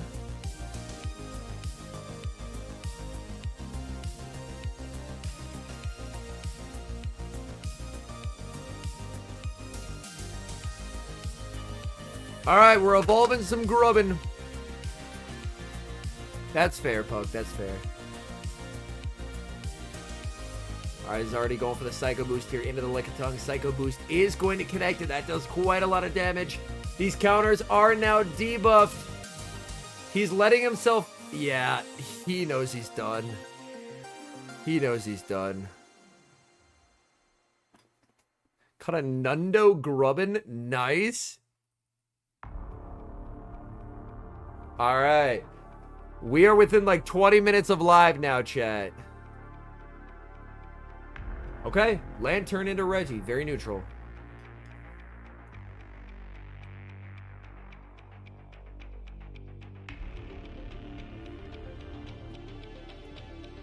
Oh no! Adriano got him! Gonna hold the Nundo for Master League.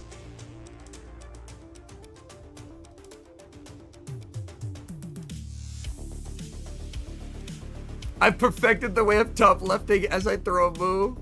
Oh, amazing. Got a Hundo Lechonk from your midnight spawn. Yo, that's crazy. Licky into Lantern. My guess is we'll see Chip, and then we'll see another Licky Mirror. Oh, joy. Yo, what's up, Cop Kid?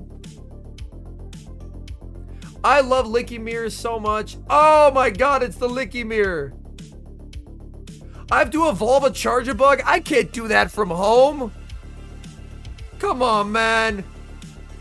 I have to go somewhere to do that. Because you need to be at one of those magnetic lures. Vigavolt and Masters, it's deeply, deeply terrible, unfortunately. I have to go somewhere, man. Big no, it's Basura. True.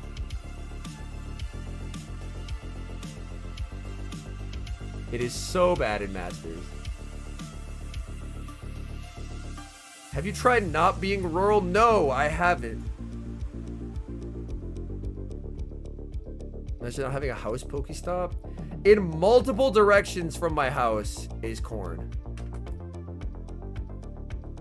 A Vikavolt and a Shadow Pinsir. They didn't win, but it was cool. Unfortunately, it's just too glassy, Cop Kid. Alright, Deoxys. We see the Dragonite in the back for Naldo. Oh boy.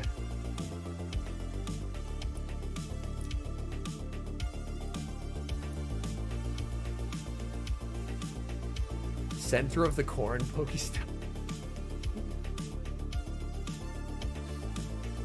You can catch on Licky. I'm not quite that bad at that Flint guy, but it's like 15 to 20 minutes.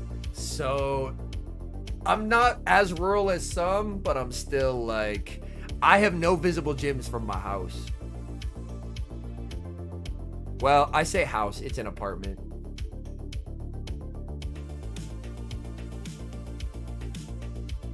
Alright, going for the boost. Oh, that does so much damage!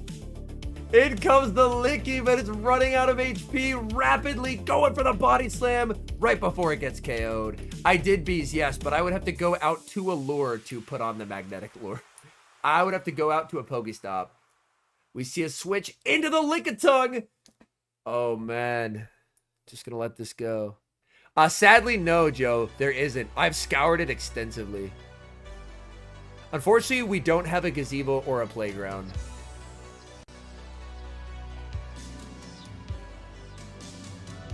He's full sending. We see the shield. Honestly, Surf KOs from here.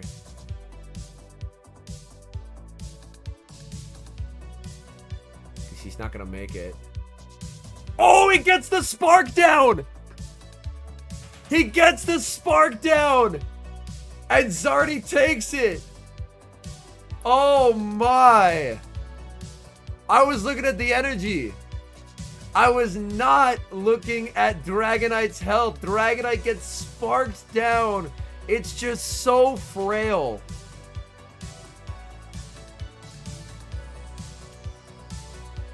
You're not gonna get banned, Drew. Anyone who's saying they're banning innocent, like, no. They're banning people who use, like, botnets and who put in, like, stops that aren't supposed to be stops.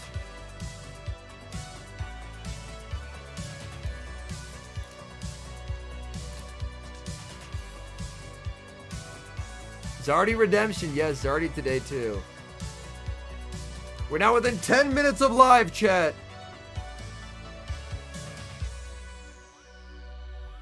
All right, Mystic Chansey versus Paulinho Ted. Great lead for Paulinho here. We're going to see a pivot into Registeel. He has Superior and Dragonite in the back. Able to strike first and make it to the Thunderbolt. I think it's absolute trash, to be honest, Phoenix. I think it's absolute trash. Yeah, like, Altaria has the same issue as Noctowl, where it's just too slow to move.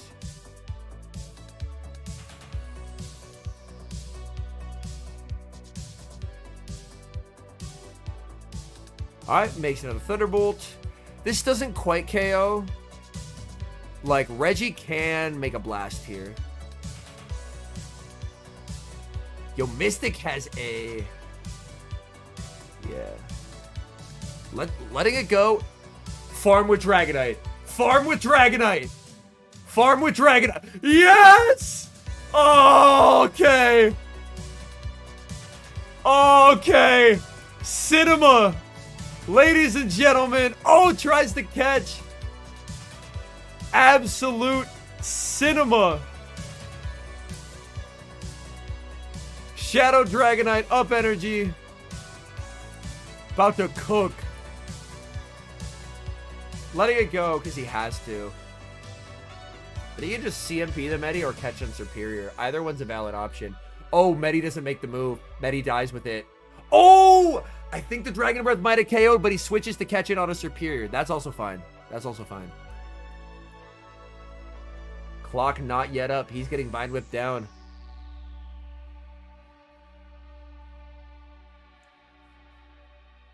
Paulinho is cooking, dude. Holy.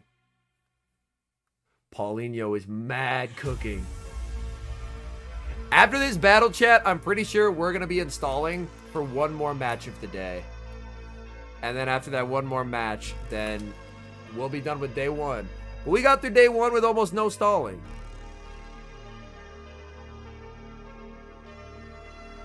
Body Slam connects. Oh, the patience! In comes the Reggie! The Reggie gets Vine Whipped down! And that's game. That's game. Oh, man. Oh, man. Tried for the catch, but the patience from Paulinho, Tad. Wow. Faced up Paulinho yesterday in Battle Frontier. Yo, that's awesome.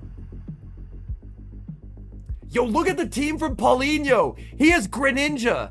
Hey, have a good one, OG. Look at the team. That's such a Giga Chad team. Greninja, Cresselia, Superior, Shadow Dragonite, Lickitung, and Deoxys.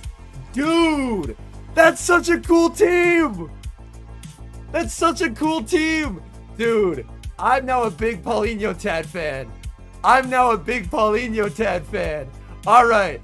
I need Paulinho to bring Greninja and cook this man with facts and logic. Oh, that's awesome, Kobe. Come on. I know he can cook without Greninja, but I really want to see Greninja cook, especially if he locks in a Gligar lead. Okay, Serp lead. No ninja? No ninja, unfortunately. No ninja.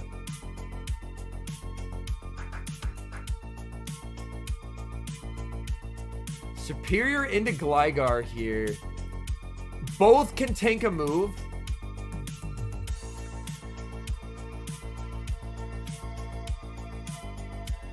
Yeah. The teams are tough for Paulinho in this match.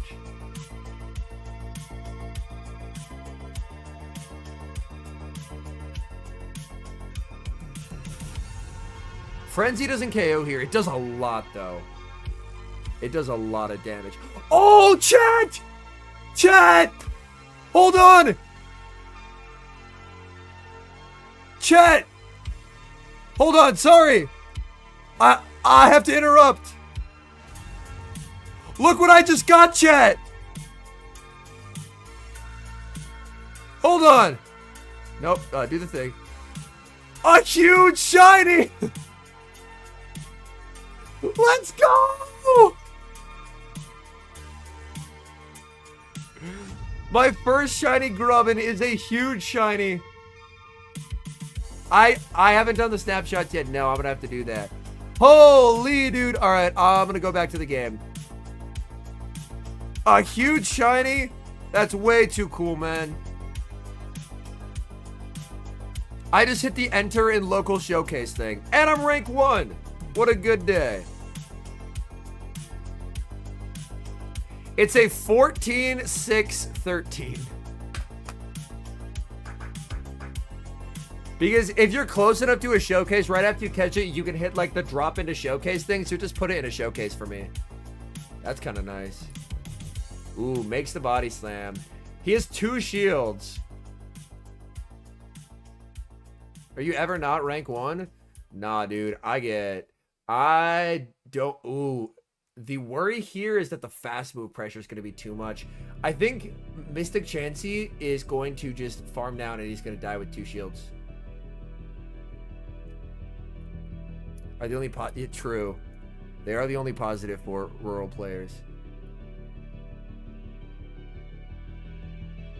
Yeah, bro's just getting fast moved down here. Has 31 high guard cells. Yo, I have 5, I think. 4 or 5, I can't remember. Yeah, he's just fast moving him down. In comes the Gligar. Just wing attack it down. Shadow Dragon, I give it, and it take it.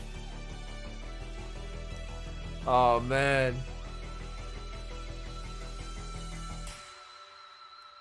Oh, boy. Okay. I'm going to have to... Hold on. I'm going to have to refresh because we're almost caught up to live.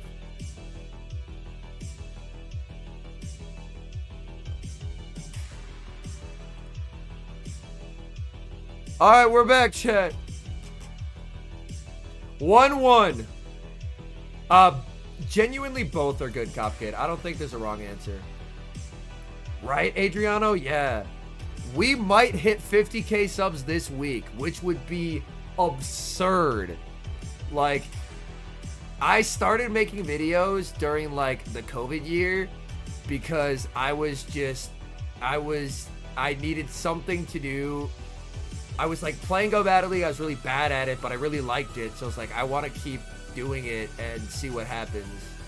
And the fact that it's taken off to this point is genuinely crazy.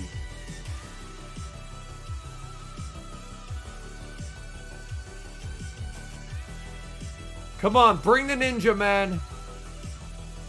Any battles on stream? My sets for today are already done, unfortunately.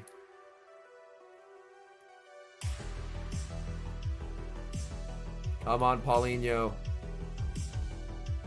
Greninja is such a cool pick, man.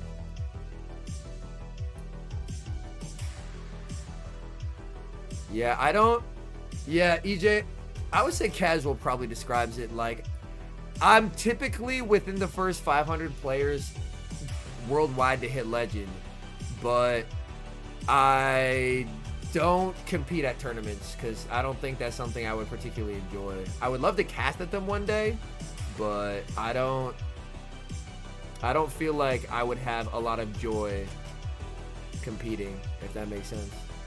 Oh, no Greninja. He's locking in Superior into Licky with Dragonite in the back. Learn what Malding was here. Okay, good timing by Mystic. It's going to be a bit awkward for Dragonite in the back because it gets outpaced by Gligar.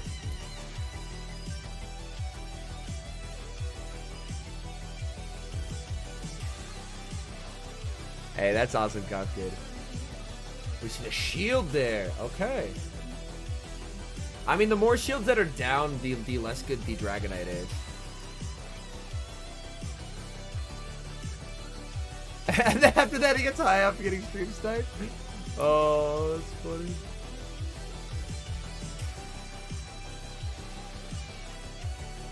He might let this go and go for a one shield farm with the Dragonite.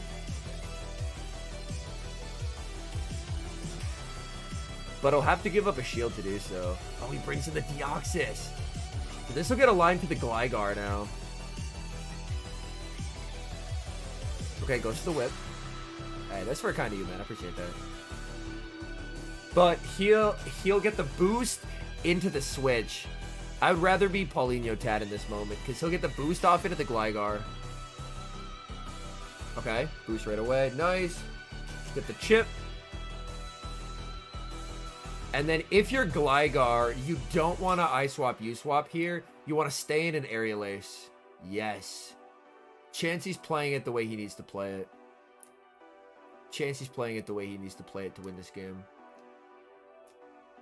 That's not to say Paulinho's out of it, but Chansey is doing the right thing. In comes the Medicham here. The Dragon Breath, of course, will be extremely oppressive. Plays to the CMP tie there. A bit risky, but ends up working out. We will see the shield from the Medicham here as the Dragon Claw will be thrown. But this potentially, I think, potentially sets up a winning combination where Deoxys, if it can farm down the Medicham and leave with the Psycho Boost to KO the Gligar. Gligar is still... I don't think Gligar's in boost range, though. Alright. He is going to go for it. This doesn't KO. This doesn't... I'm pretty sure Medi lives this. Medi lives it! And the Dragon Breath doesn't get the KO! Okay.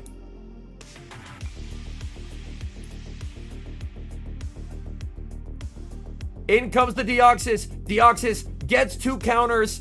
Deoxys should be able to make it to the double Psycho Boost here, as the Gligar needs a dig to win, and Paulinho Tad should have this, because Paulinho Tad is not going to be hit with a dig here. He's going for the Psycho Boost into the Gligar. Gligar hangs on. Gligar cannot make the dig, and Paulinho Tad with the very cool team able to take it. Very, very nicely done there by Paulinho Tad. Let's go. Paulinho Tad to day 2. All right, and now we're back live, chat. I went too far. Never mind. I tried to go live. Tried to go live, but they were mid-battle. They were mid-battle. We don't want that. We don't want that. We are so close to live, though, that I thought we could sneak to live, but we can't. All right. And I believe the final battle of the day. The final best of 3 of the day. Patrick E. Albany versus Arnithal.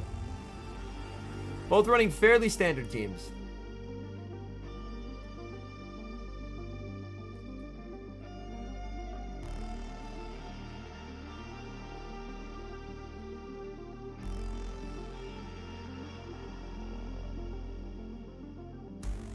Okay. 90142. All right.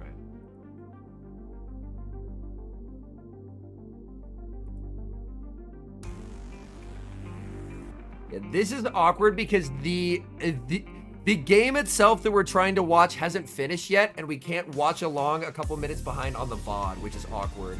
Yo, J-Hood with the year. Much appreciated, homie. Get that spray going. Again, that is cold today. What the hell? Yeah, it won't allow me to watch along on the VOD because the game that we're trying to watch is being played right now, so I have to wait a minute. And now go to the VOD? Bro, what are you doing, VOD? Bro, the VOD is being a little hater right now. Hold on, I'm gonna close Twitch. I'm gonna reopen it.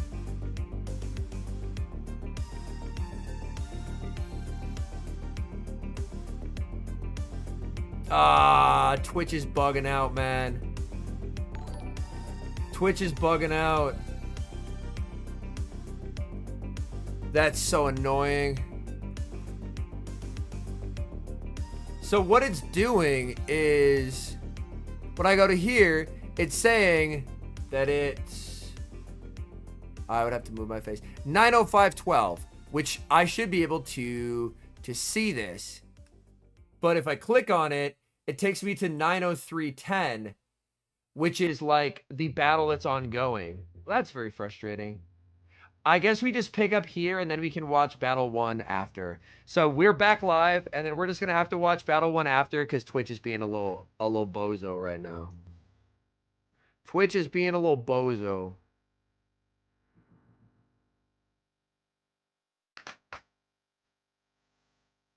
But yeah, Patrick E. Albany up 1-0 over Arnatol. And I will probably want to hop out at some point so I can catch some grubbins.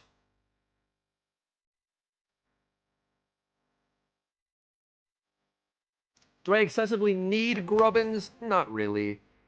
But it's one of those, like, may as well get them while it's very easy to get them, right?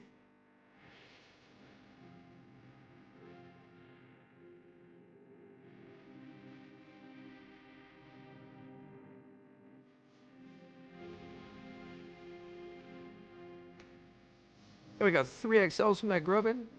Got invite to a raid. Oh, no, that is a Mega Gardevoir raid. No, thank you. That should be quite good, Lopes, yes. All right, Patrick Albany is locked in. Arnatol taking his time. He's thinking about it.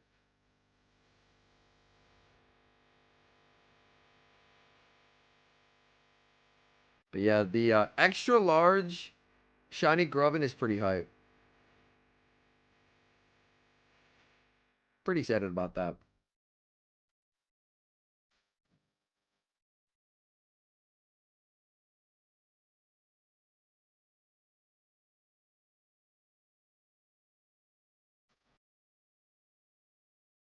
All right, let me take a look at these grubbin I've caught so far. Oh, 0-13-12. What are we looking at here? Insanely high rank. Rank 33 Charger Bug. Easy.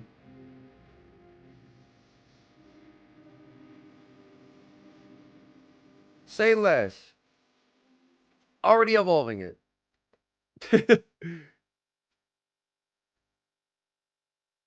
I'm not gonna build it now, but it's one of those things to be like, well, I may as well have it and not need it.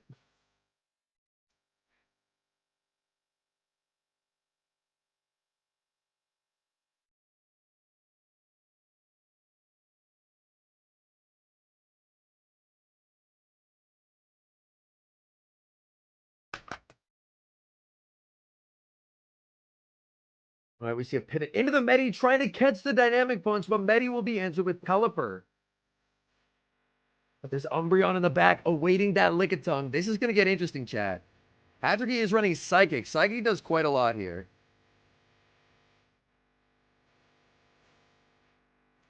Getting the defense drop.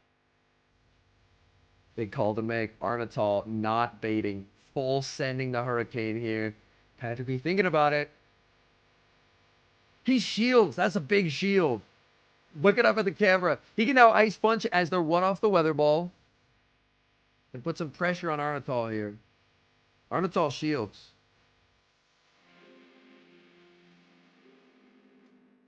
Go for the Weather Ball. Doesn't quite KO.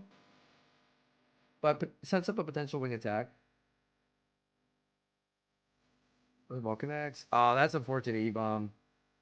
No wing attack farm down. Medicham instead gets the punch down. All right, Medi versus Medi. He cannot make the move.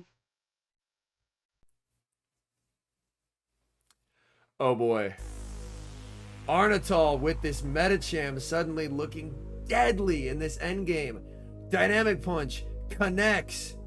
Can he go for the farm down? Oh, he can't! But he saves the Surf! And he switch locked it! But the thing is, Arnatol can burn the clock here and combo with a dynamic. Arnatol can burn the clock here and combo with a dynamic to win the game. This is looking like 1-1 here. As long as Arnatal does what he needs to. Like, Patrick is saved to surf, but that dynamic punch is going to be a problem for the Umbreon. 0% shed of Polytoad? Oh my goodness.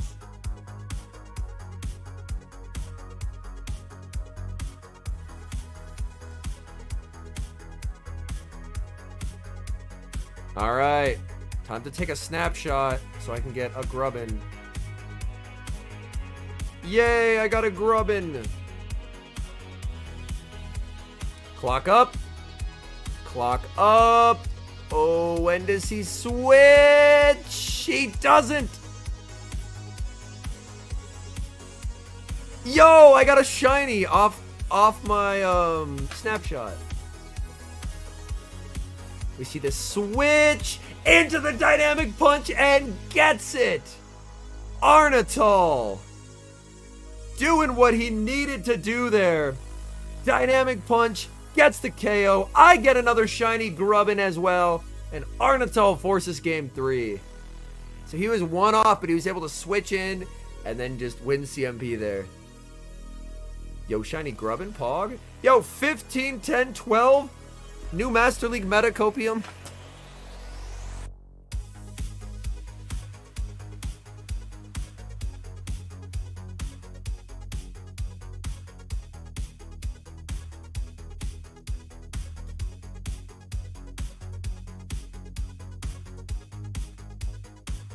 Alright, I'm just gonna do my snapshots because I got a shiny off a snapshot one, which I don't think I've ever had happen before.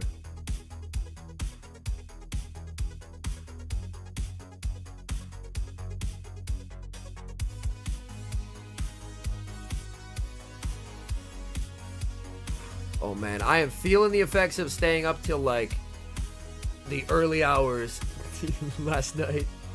I am feeling the effects, boys.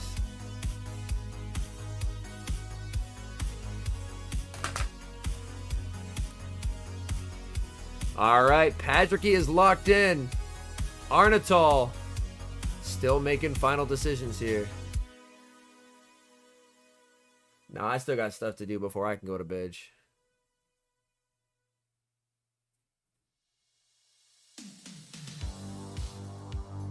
This is a tough call to make. Like, I understand why he's taking his time. Because like, if he wins this, he goes to day 2. If he loses, then he falls just short. And that would be crushing.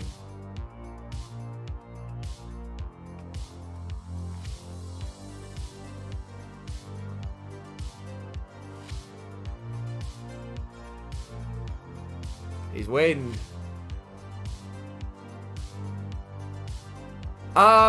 The Psychic event, Eli, right now has Metatite spawns everywhere, man. This event, if you have like a tier 3 Psychic meta, playing for a couple hours, you can get all the XLs you need. But yeah, this Psychic event has Metatite absolutely everywhere. So this is the event to get Metacham.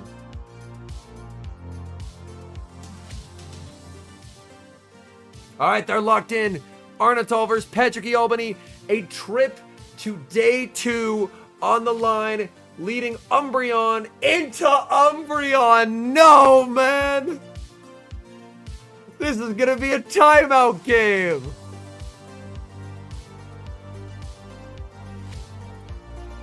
Bro. The Umbreon mirror. First you give us the Lickitung mirror. And then you give us the Umbreon mirror. Oh, brother. This hurts my soul, chat. Yeah, if anyone can wake me up, I'm about to take a nap. I'm about to take a nap, chat. Oh boy, this is brutal. A caster's greatest challenge is to make the Umbreon mirror sound interesting.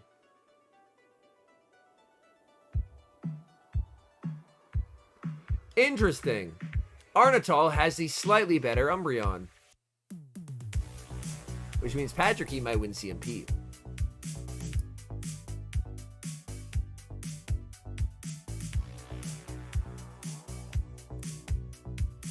Because Patrick Keys went into the yellow slightly before Arnatals did. I don't think we've seen, like, this would be the CMP tie here. Oh, he doesn't even go for it. Interesting.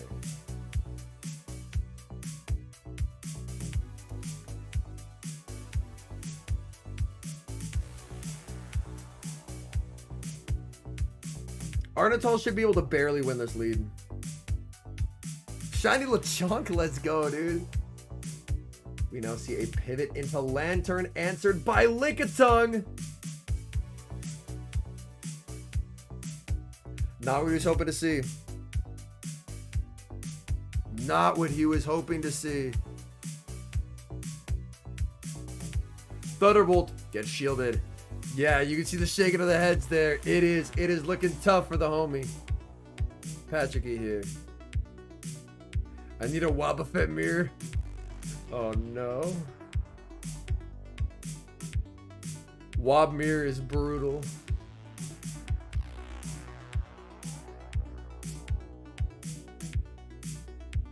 This might be another timeout game. This might, like, we've seen a couple timeout games. Well, we saw one that was a true timeout game, but this might end up being a timeout game.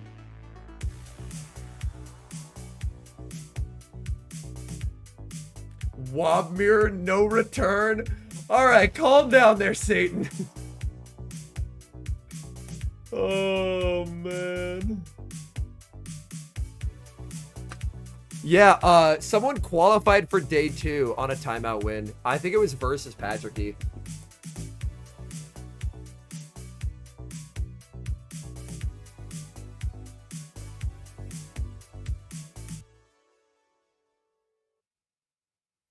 Patricky's on Psychic, though. Patricky's on Psychic. The Patricky should be able to handle the Umbreon Mirror.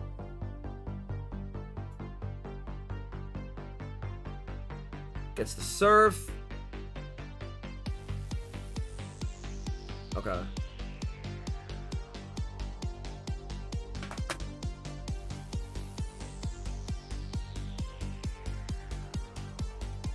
He switches, yeah.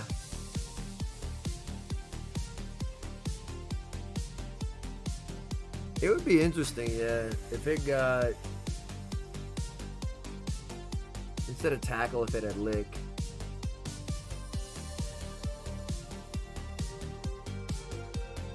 Yeah. It's a bit awkward for Arnatol here. Arnatol needs a crazy catch, and he doesn't get it. Yeah. This doesn't KO, but it does enough. It does enough. Like, it gets him low enough. Timer's coming up. Yo, Patricky's gonna win off Timer. He's gonna win off Timer. 3 versus 1. Patricky makes it to day 2. All right. Okay, chat. That's it for day 1 of Curitiba Regionals. Thank you so much for watching. I had a lot of fun. Hope y'all did as well. I'm going to go play the rest of my calm day. So I will see y'all later. All right. Peace.